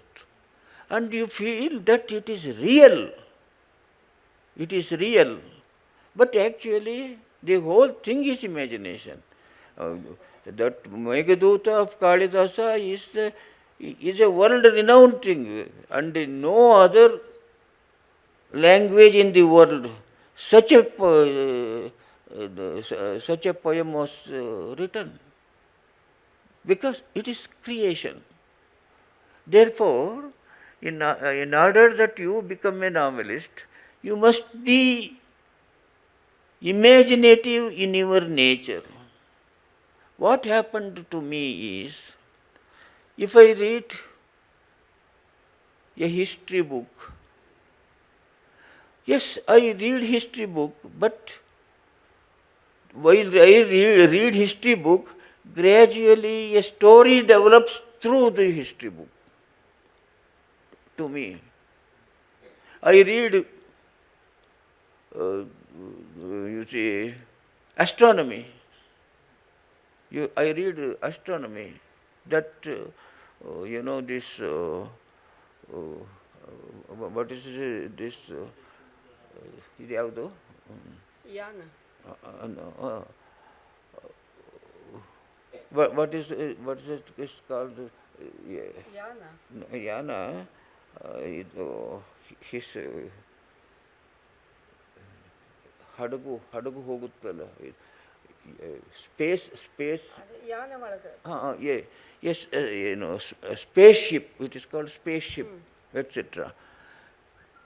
And yes, I did research, a lot of research about it, but the way in which I have developed a spaceship of 300-meter length, 150 meters width, where they do agriculture and sit there and so forth, all description, etc. And it goes beyond the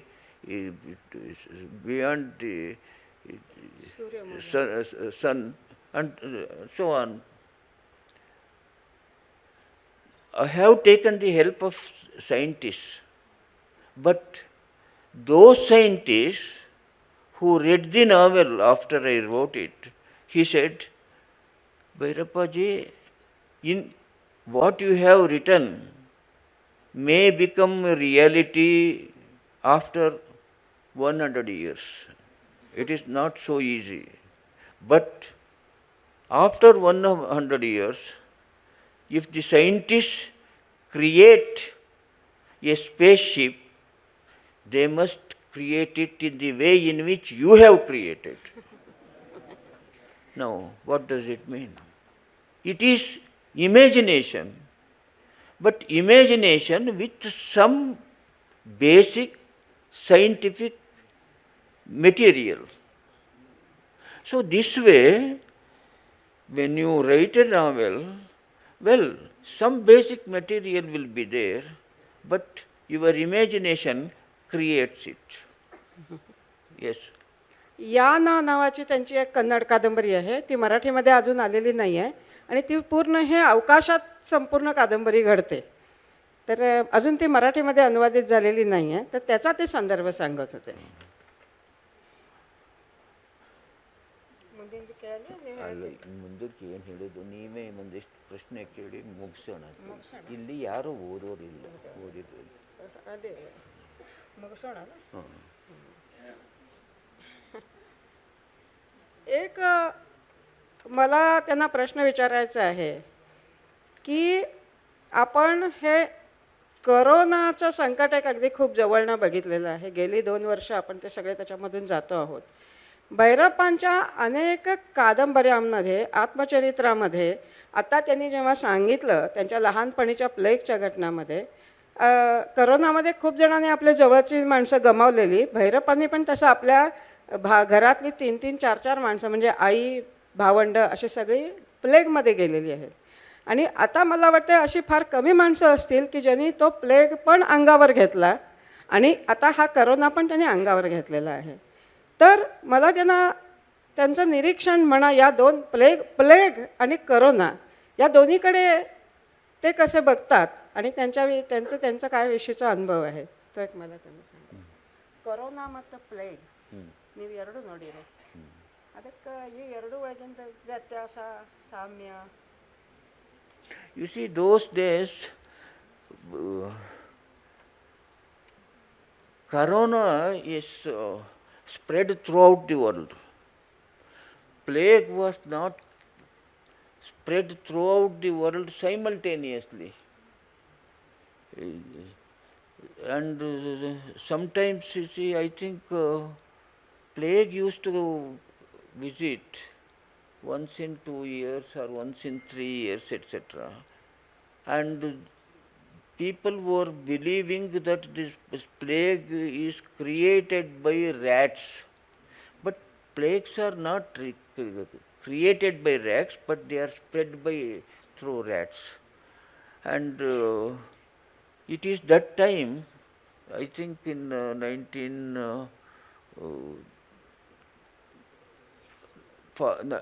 early 1940s or 1930s, that plague was appearing. Then the villagers were leaving their houses and they would go to their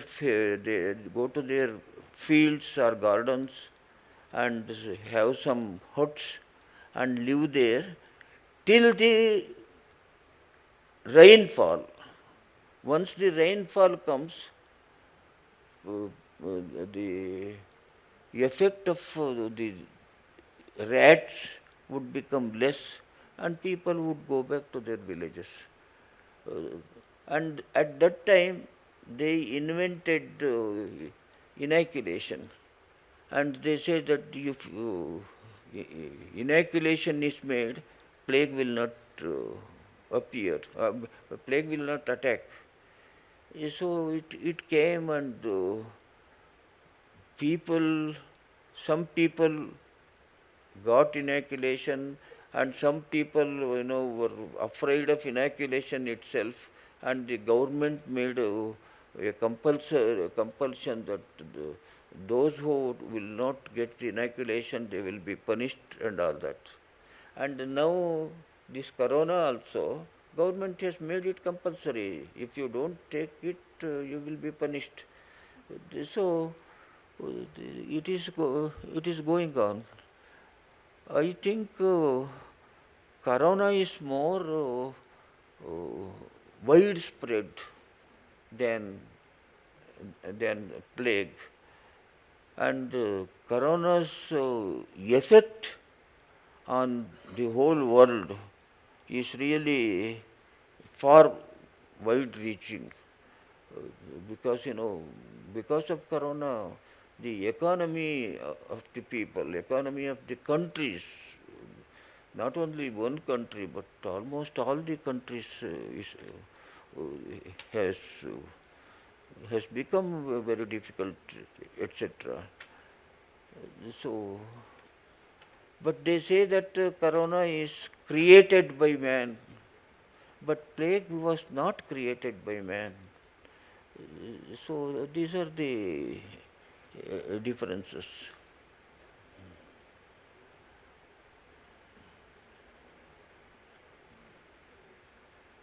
Even now, we do not know from where corona was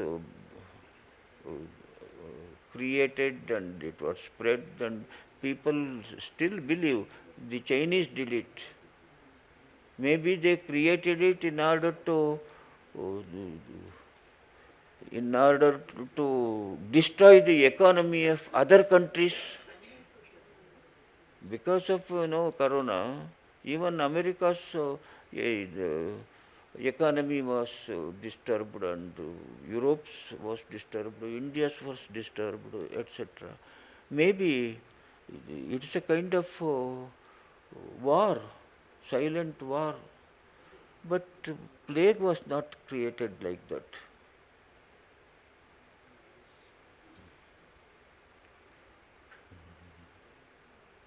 You know what happened in Surat? It is a very recently, maybe some 30 years or 40 years ago. There was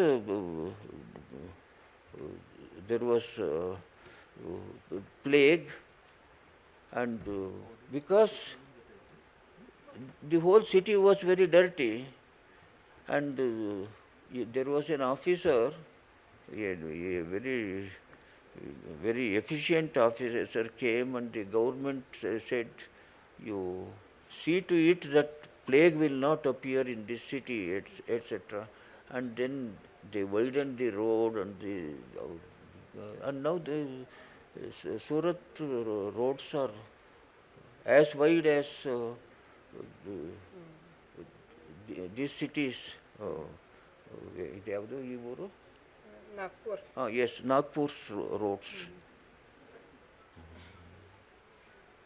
आता प्रेक्षकांच्या पैकी कोणाला प्रश्न विचारायचा असेल तर आपण घेऊ शकतो.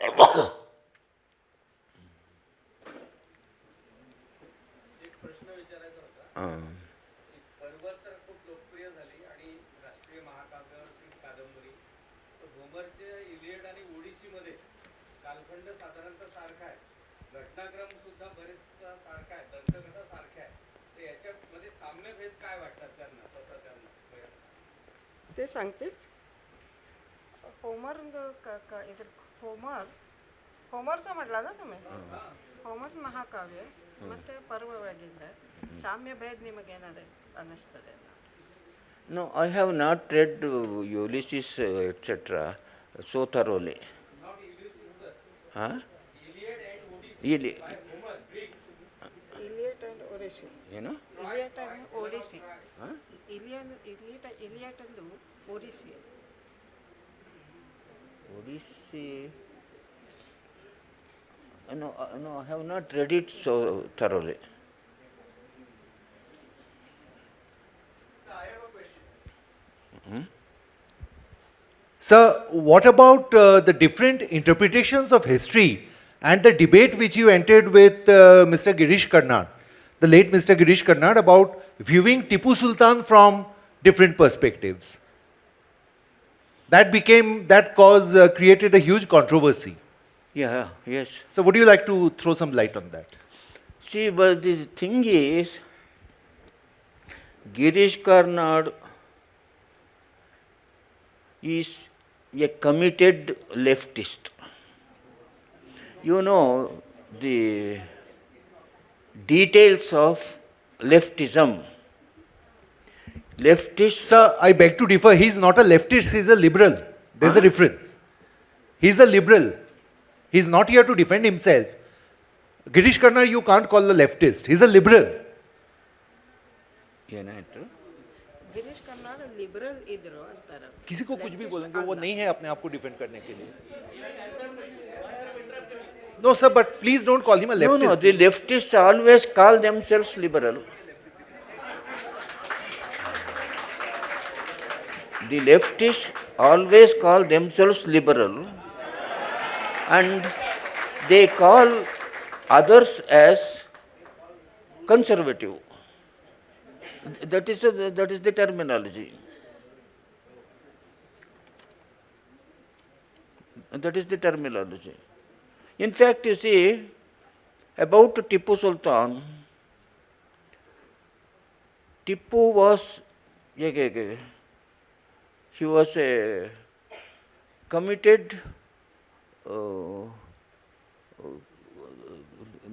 don't say conservative is a very weak word, he was a fanatic. He was a fanatic. He killed thousands of people. He killed those who refused to become Christian. Thousands of people he killed. He wrote a letter to Jamal, something like that, who was the king of Kabul at that time, wrote a letter to him saying, you attack India from the northern side and I attack India from the southern side, so both of us will kill other kings and then so that we will convert the whole of India into Islam. That letter is there. I mean, that letter is in the museums. Then how do you say that he is a liberal? And this Girish says he is a liberal, and Girish says Tipu's dream, that is the title, because Tipu himself had written some kind of an auto experience. I don't say autobiography, but auto experience, saying in his dream Prophet Muhammad would appear and making him, yes, you kill the non-Muslims, convert the non-Muslims, so that I will see that that a place is reserved for you in the heaven. That is the Islamic heaven. You know what is Islamic heaven? I think all of you should know about it. A person who kills others, converts others, will go to heaven, where in the heaven there will be 72 young women ready for them, and this man will enjoy all the 72. And what is the speciality of those 72 women means? He will have sex with them, and after sex they will take bath, then they will become again virgins. So they have this, all the 72 will have this, and this man will enjoy it. So that is the that is what is described in Islamic the Quran. Now, if you take the young the young terrorists, what is the age group of those same terrorists? Usually old people will not become terrorists. It is usually those who are from 16 to 24, 28, this is the age group. That is the time when the young people who are sex hungry. See, one thing in Islam is committing committing adultery is wrong. So these boys are not allowed to commit adultery, but they are taught. You will get 72 in this thing. You will go to Swarga and you will get 72 women, and it becomes an obsession with those boys. Therefore, you go and then kill. And these boys will feel, well, even if I am killed, anyway, I will get it.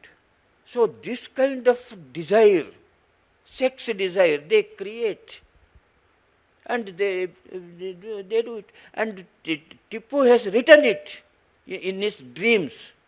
And Girish Karnad has not mentioned any of these things. And he attributes all kinds of ideals in Tipu Sultan. All ideals in Tipu Sultan. Is it liberality?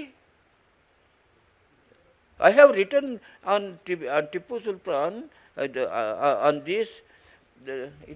Have you translated it into this thing? No.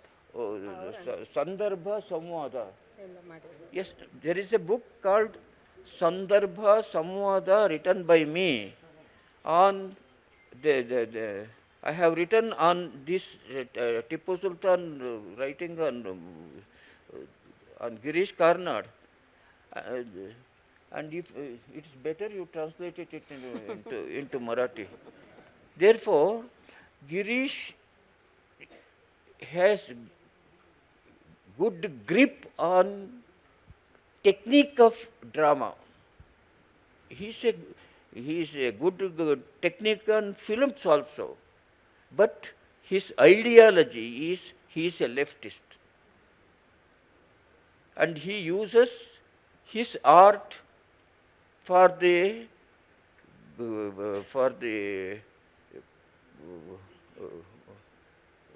preaching leftist ideologies. Sir, then by the same logic, are you a rightist? Pardon? By the same logic, are you a rightist? What? ನೀವು rightist ಇದ್ದೀರಿ ಅಂತ ಅನ್ಲಿಕ್ಕೆ Yarana? I don't believe in it. I am not either a rightist or a leftist. No. ಸ್ವಲ್ಪ ಮಾತಾಡ್ತೀನಿ. Because I have written on Mahabharata. I have also written on Uttarakanda. I do not know. Have you read Uttarakanda? No. Is it translated into? Yes, it is translated into Marathi. You please read it. And how can a person who has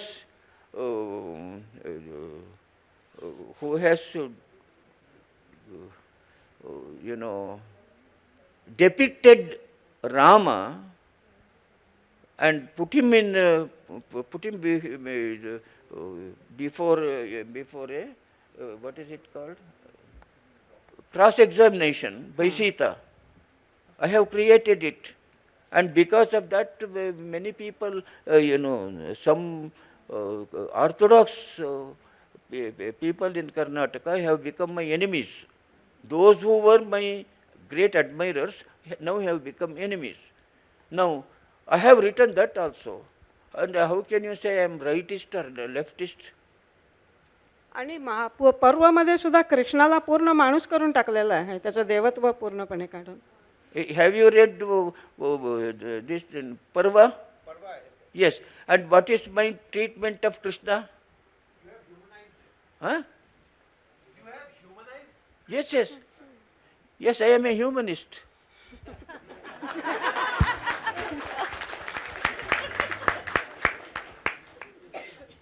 May I ask now? May I ask a question, sir? First of all, it's like a dream that you are in front of us and answering, and we are learning a lot from you, sir. I want to ask you about Parva and all the other also novels, about the research part you have done. You know, so many different things I read in Parva, that how you come to know about it, where we have never read about it, about all the customs and all that also. So please, sir, I'm very much eager to listen it. Thank you. ನೀವು research ಮಾಡ್ತೀರಲ್ಲ novels ಅಲ್ವಾ, ಅದನ್ನ ನಮಗೆ ಯಾವಾಗೂ ಗೊತ್ತಿದ್ದಿದ್ದಿಲ್ಲ ಅದೆಲ್ಲ ನೀವು ಮಾಡ್ತೀರಿ ಅದ್ರ ಬಗ್ಗೆ ಹೇಳ್ರಿ ಅಂತ.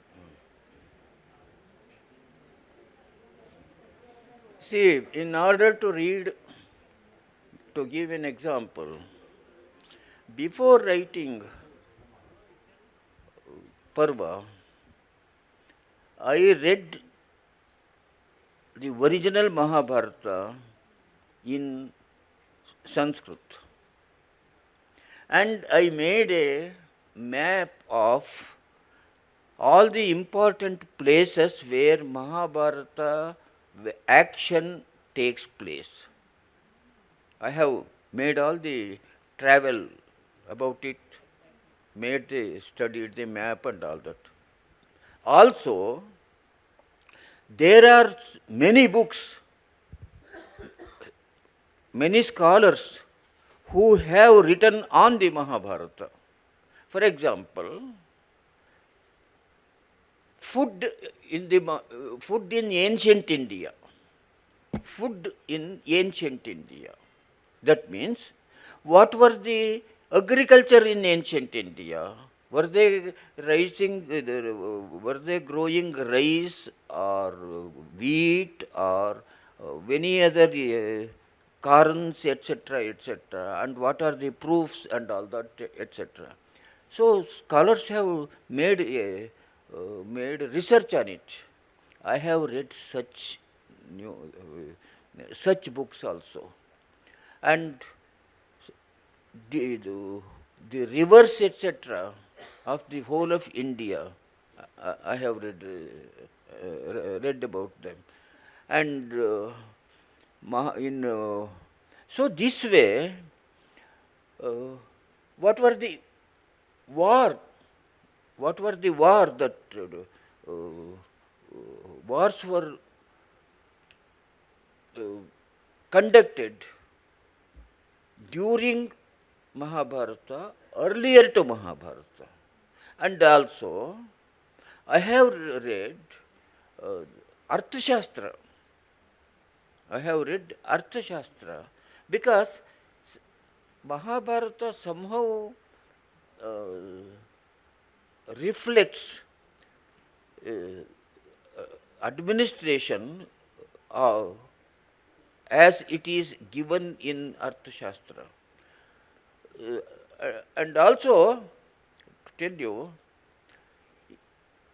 in Ramayana, Rama and Sita and Lakshmana go to what is that first place?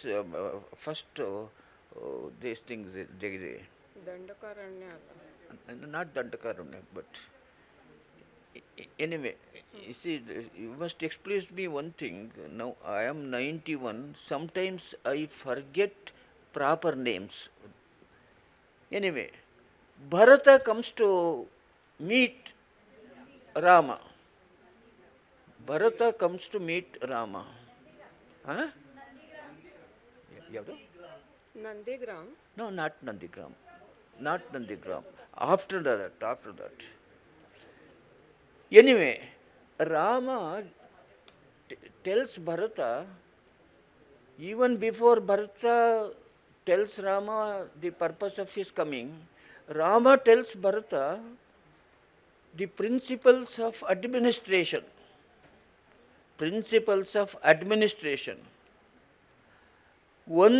24 principles Rama mentions, and in those 24 principles he says, a person who is not born in a country should not be given any important administrative job. A person not born in that country, that is with regard to Kosala, he says. Now you are in charge of Kosala. Don't give administrative job to any person who is not born there. Valmiki writes this. Apply it to what is happening in our country. And how old Valmiki was, what was the age of Valmiki? In America, for example, if you are not born in America, you cannot contest to become the president of America. Do you know? You must be knowing about it. Now, what I am saying is, all these things, administrative things and all these details, etc., many scholars have done research. Now, I read all such books. In the same way for Ramayana, for this thing, Uttarakhand. for Uttarakhanda, and also in Parva, yes, a person, an army man, an army officer who has read this novel, told me, sir, for how many years did you serve in the army? He asked me. How many years have you served in the army? He asked me. I asked him, no, I have not served. He said, no, you must have served, otherwise. How do your description of the war, description of arrangement of the elephants, arrangements of the rathas, and arrangement of the armies, and arrangement of the places where the Pandavas will have the water supply and deny the water supply to the Kauravas, etc. And all these things, how could you imagine? Yes, I could imagine, because in the Second World War, soon after the Second World War, several books came on Second World War, about the movement of the tanks and the movements of the armies and so on and so forth. I have read. It was out of sheer interest I had read it, and that helped me to arrange these things, etc. And take it is a simple thing. You know the story of this ಅವನು ಯಾರು bill ಹೊಡೆಯೋದು Arjuna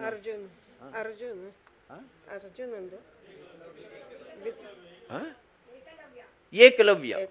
You know this story of Ekalavya. That means Drona gives words to Arjuna saying, I will make you the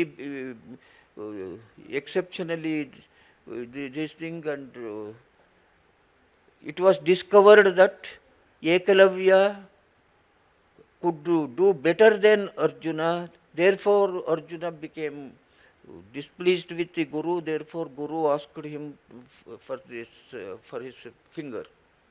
You know this story. But in Parva, how have I managed it? And in the war, Ekalavya comes to the war field, and then meets Drona, the Guru. And then he said, Arjuna is my enemy, and now it is the time for me now to fight against Arjuna. And Drona says, you do not know. Arjuna has nothing to do with the cutting of your finger, because it is Bhishma who was in charge of the whole administration of Kuru kingdom. And he came to know that I have taught you this. And then he called me and then said, no, they are the tribal people, they are in the border, and if you teach all these, all these, teach, then one day or the other, they will become very against us. Therefore, you should not teach it to them, such people. And for having taught it, you must see that his finger is cut. Bhishma orders Drona, and Drona had to follow because Drona was under the obligation of the food of Bhishma. How did I get this idea? I got this idea because during Second World War, there was competition. Soon after the Second World War, there was competition between the Russians and the Americans in manufacturing atom bombs. There was an artist, there was a scientist who was mass producing atom bombs in America. His name was Eisenberg or something like that. Huh? Yes. And then American government arrested him and saying, you have leaked the technique of manufacturing atomic bomb to the Russians, and they harassed him like anything. I had read it even those days, and that came to me in my help of this thing. It is not, poor Arjuna's sake that this Bhishma, this Drona cut this thing. And Drona, just for the sake of one student, he would not, because he had all love for that Eklavya. But he was ordered by Bhishma. Bhishma was in charge of everything. That looks, this change which I have made, is it not a good change from artistic point of view? Who raised this question? Yes. Is it not a good change? Yes, sir. Yes. Because being a teacher also, I think it's it's a very bad thing that a teacher is behaving like this. It hurts me a lot. Yes. Because of your explanation, I thought, yes, this may happen. This may happen. Therefore, you read that portion and you will understand it is a better treatment of this situation than it was originally. That is as a result of my research.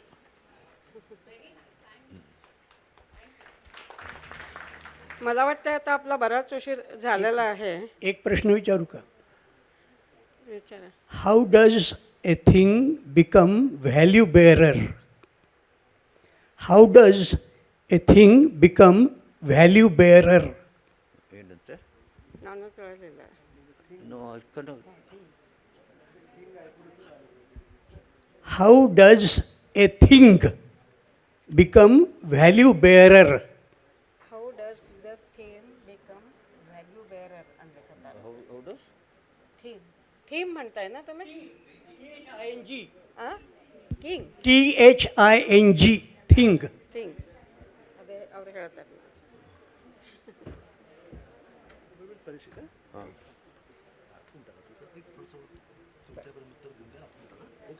बरं.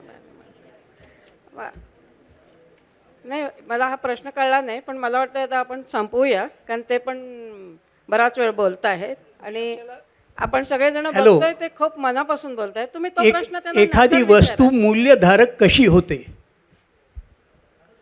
ಒಂದು ವಸ್ತು ಮೂಲ್ಯಧಾರಕ ಅದರ ಮೂಲ್ಯ ಹೆಂಗೆ ಬರ್ತದೆ ಒಂದು ವಸ್ತು ಒಳಗೆ ಏನೋ ಕೇಳಲಿಲ್ಲ. मला वाटतं हा प्रश्न तुम्ही नंतर त्यांना विचारा, कारण सगळ्यांना ते हे करायचं. एक थोडा विदर्भाच्या दृष्टीने इंटरेस्टिंग प्रश्न आहे की पर्वमध्ये रुक्मिणीचं माहेर जे आहे, पर्वमध्ये रुक्मिणीचं जे माहेर आहे ते आपण कौंडिन्यपूर दाखवतो अमरावतीच्या बाजूचं, आणि त्याचा अभिमान आहे आम्हाला की कृष्णाला सुद्धा पत्नीसाठी इकडे यावं लागलं विदर्भामध्ये.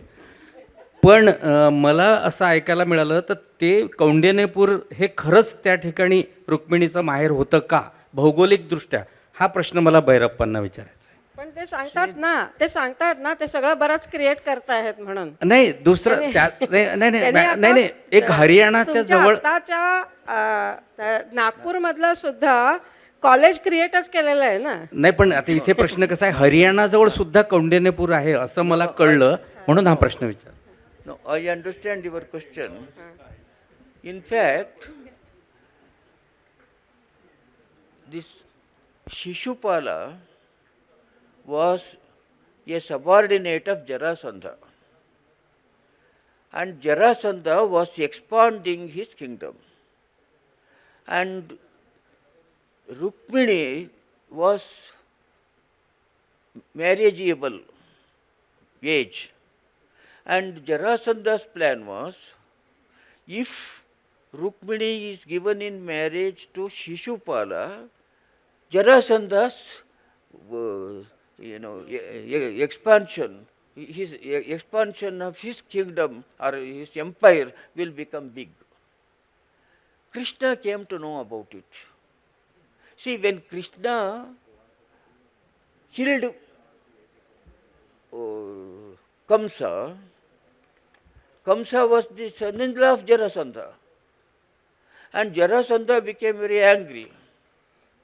Jarasandha wanted to punish Yadavas.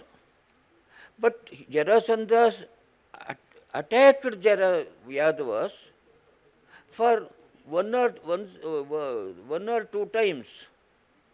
But Krishna somehow managed it in such a way that Jarasandha could not win. He could not win. Therefore, he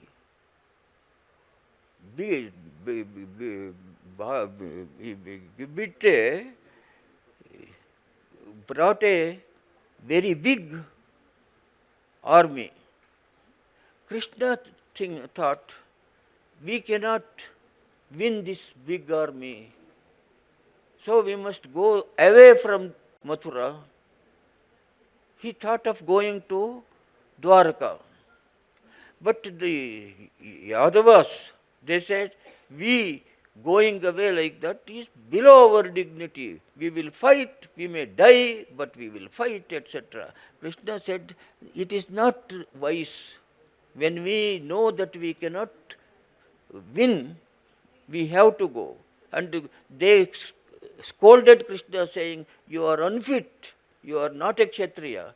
Krishna said, you can give whatever the kind of gali you give on me, but I will go. So all of them went there. And when all other people went there, went to Dwarka, they found, they were happy. They forgot everything. But Krishna did not forget about it. Krishna thought about Jarasandhas, that this Rukmini, if Rukmini is married to Shishupala, Jarasandha's empire will be bigger. So it must be divided. So the best way is, one thing, to make it that this portion, this Rukmini's father's, that is Vidarbha, would become helpful to the Dwarakas. For that, he must marry her. And thereby, he must also see to it that Jarasandha, this empire, it doesn't become part of Jarasandha's. म्हणजे आता तुमच्या लक्षात आलं असेल की ते विदर्भाकडचे जे आहे ती तुमचा अभिमान बरोबर आहे आणि ती इथली रुक्मिणी इथलीच आहे. No, this is a very important thing I am explaining to you. Now, therefore, Krishna planned it in such a way, he kidnapped the Rukmini. And then, Krishna did not keep quiet like that. He induced the Pandavas to do Rajasuya, took Bhima, and then he killed Jarasandha in Jarasandha's place. Therefore, it is all Krishna's plans.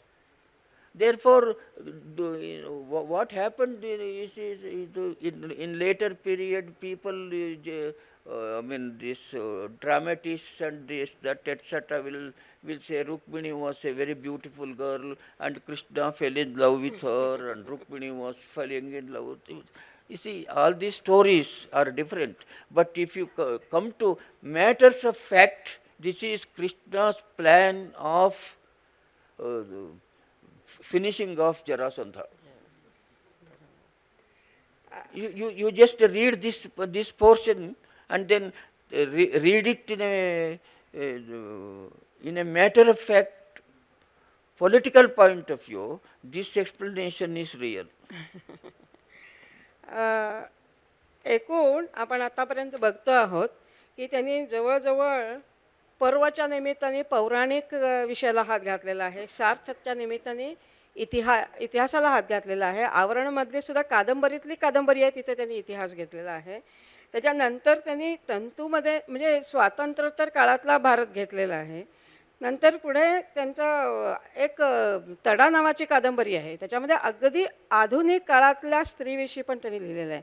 अशा प्रकारे फार इतिहास पौराणिक काळापासून ते अति आधुनिक काळापर्यंतचे सगळे विषय लिलया हाताळणारे एक समर्थ कादंबरीकार आपल्याला, आणि ते किती विस्ताराने आणि किती डिटेलमध्ये विचार करतात हे आता त्यांचं बोलणं ऐकताना आपल्याला लक्षात आलेलं आहे.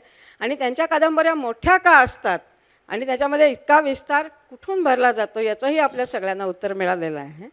तर मला वाटतं की आपण इथे थांबायला हरकत नाही माझ्या मते.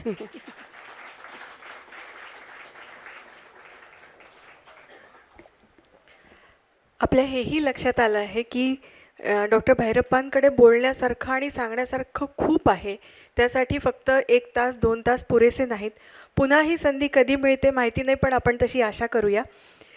यानंतर आपण आभार प्रदर्शनाकडे वळणार आहोत, पण त्यापूर्वी फक्त एक माहिती देते की डॉक्टर राजेंद्र डोळके लिखित विदर्भातील संशोधनाचा इतिहास या पुस्तकाचं प्रकाशन इथेच अमेय दालनात 2 एप्रिल रोजी होणार आहे. आणि आपण सर्व सुजाण वाचकांची उपस्थिती, रसिकांची उपस्थिती प्रार्थनीय आहे.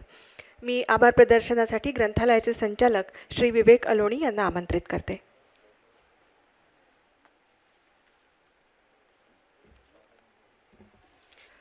नमस्कार.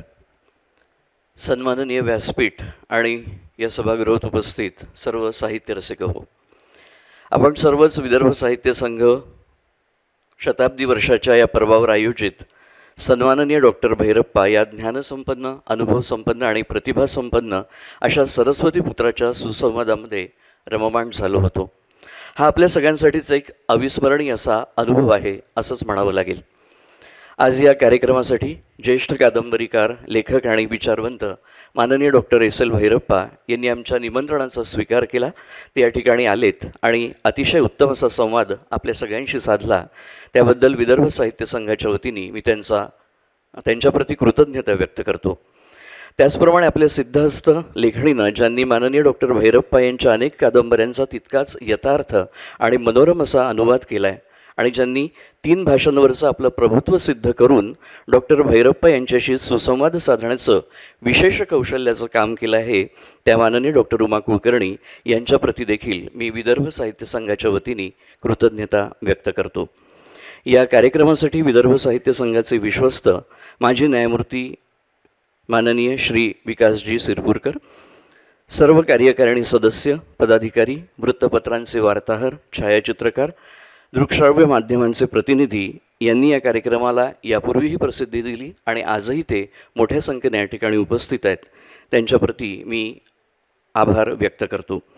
त्याचप्रमाणे उपस्थितांमध्ये बरीच मान्यवर मंडळी या ठिकाणी उपस्थित आहेत. यामध्ये श्रद्धेय प्रमिलाताई मेढे, शांताक्का, नाटककार महेश एलकुंचवार असे अनेक मान्यवर आहेत. त्या सगळ्यांचे देखील मनपूर्वक आभार मानतो. त्याचप्रमाणे आपण सर्व साहित्य रसिक इतक्या मोठ्या संख्येनं उपस्थित झालात त्याबद्दल आपलेही आभार व्यक्त करतो. याशिवाय या कार्यक्रमाच्या यशस्वीतेसाठी ज्यांचं प्रत्यक्ष आणि अप्रत्यक्ष सहकार्य लाभलं अशा सगळ्यांप्रती कृतज्ञता व्यक्त करतो आणि या ठिकाणी थांबतो. धन्यवाद.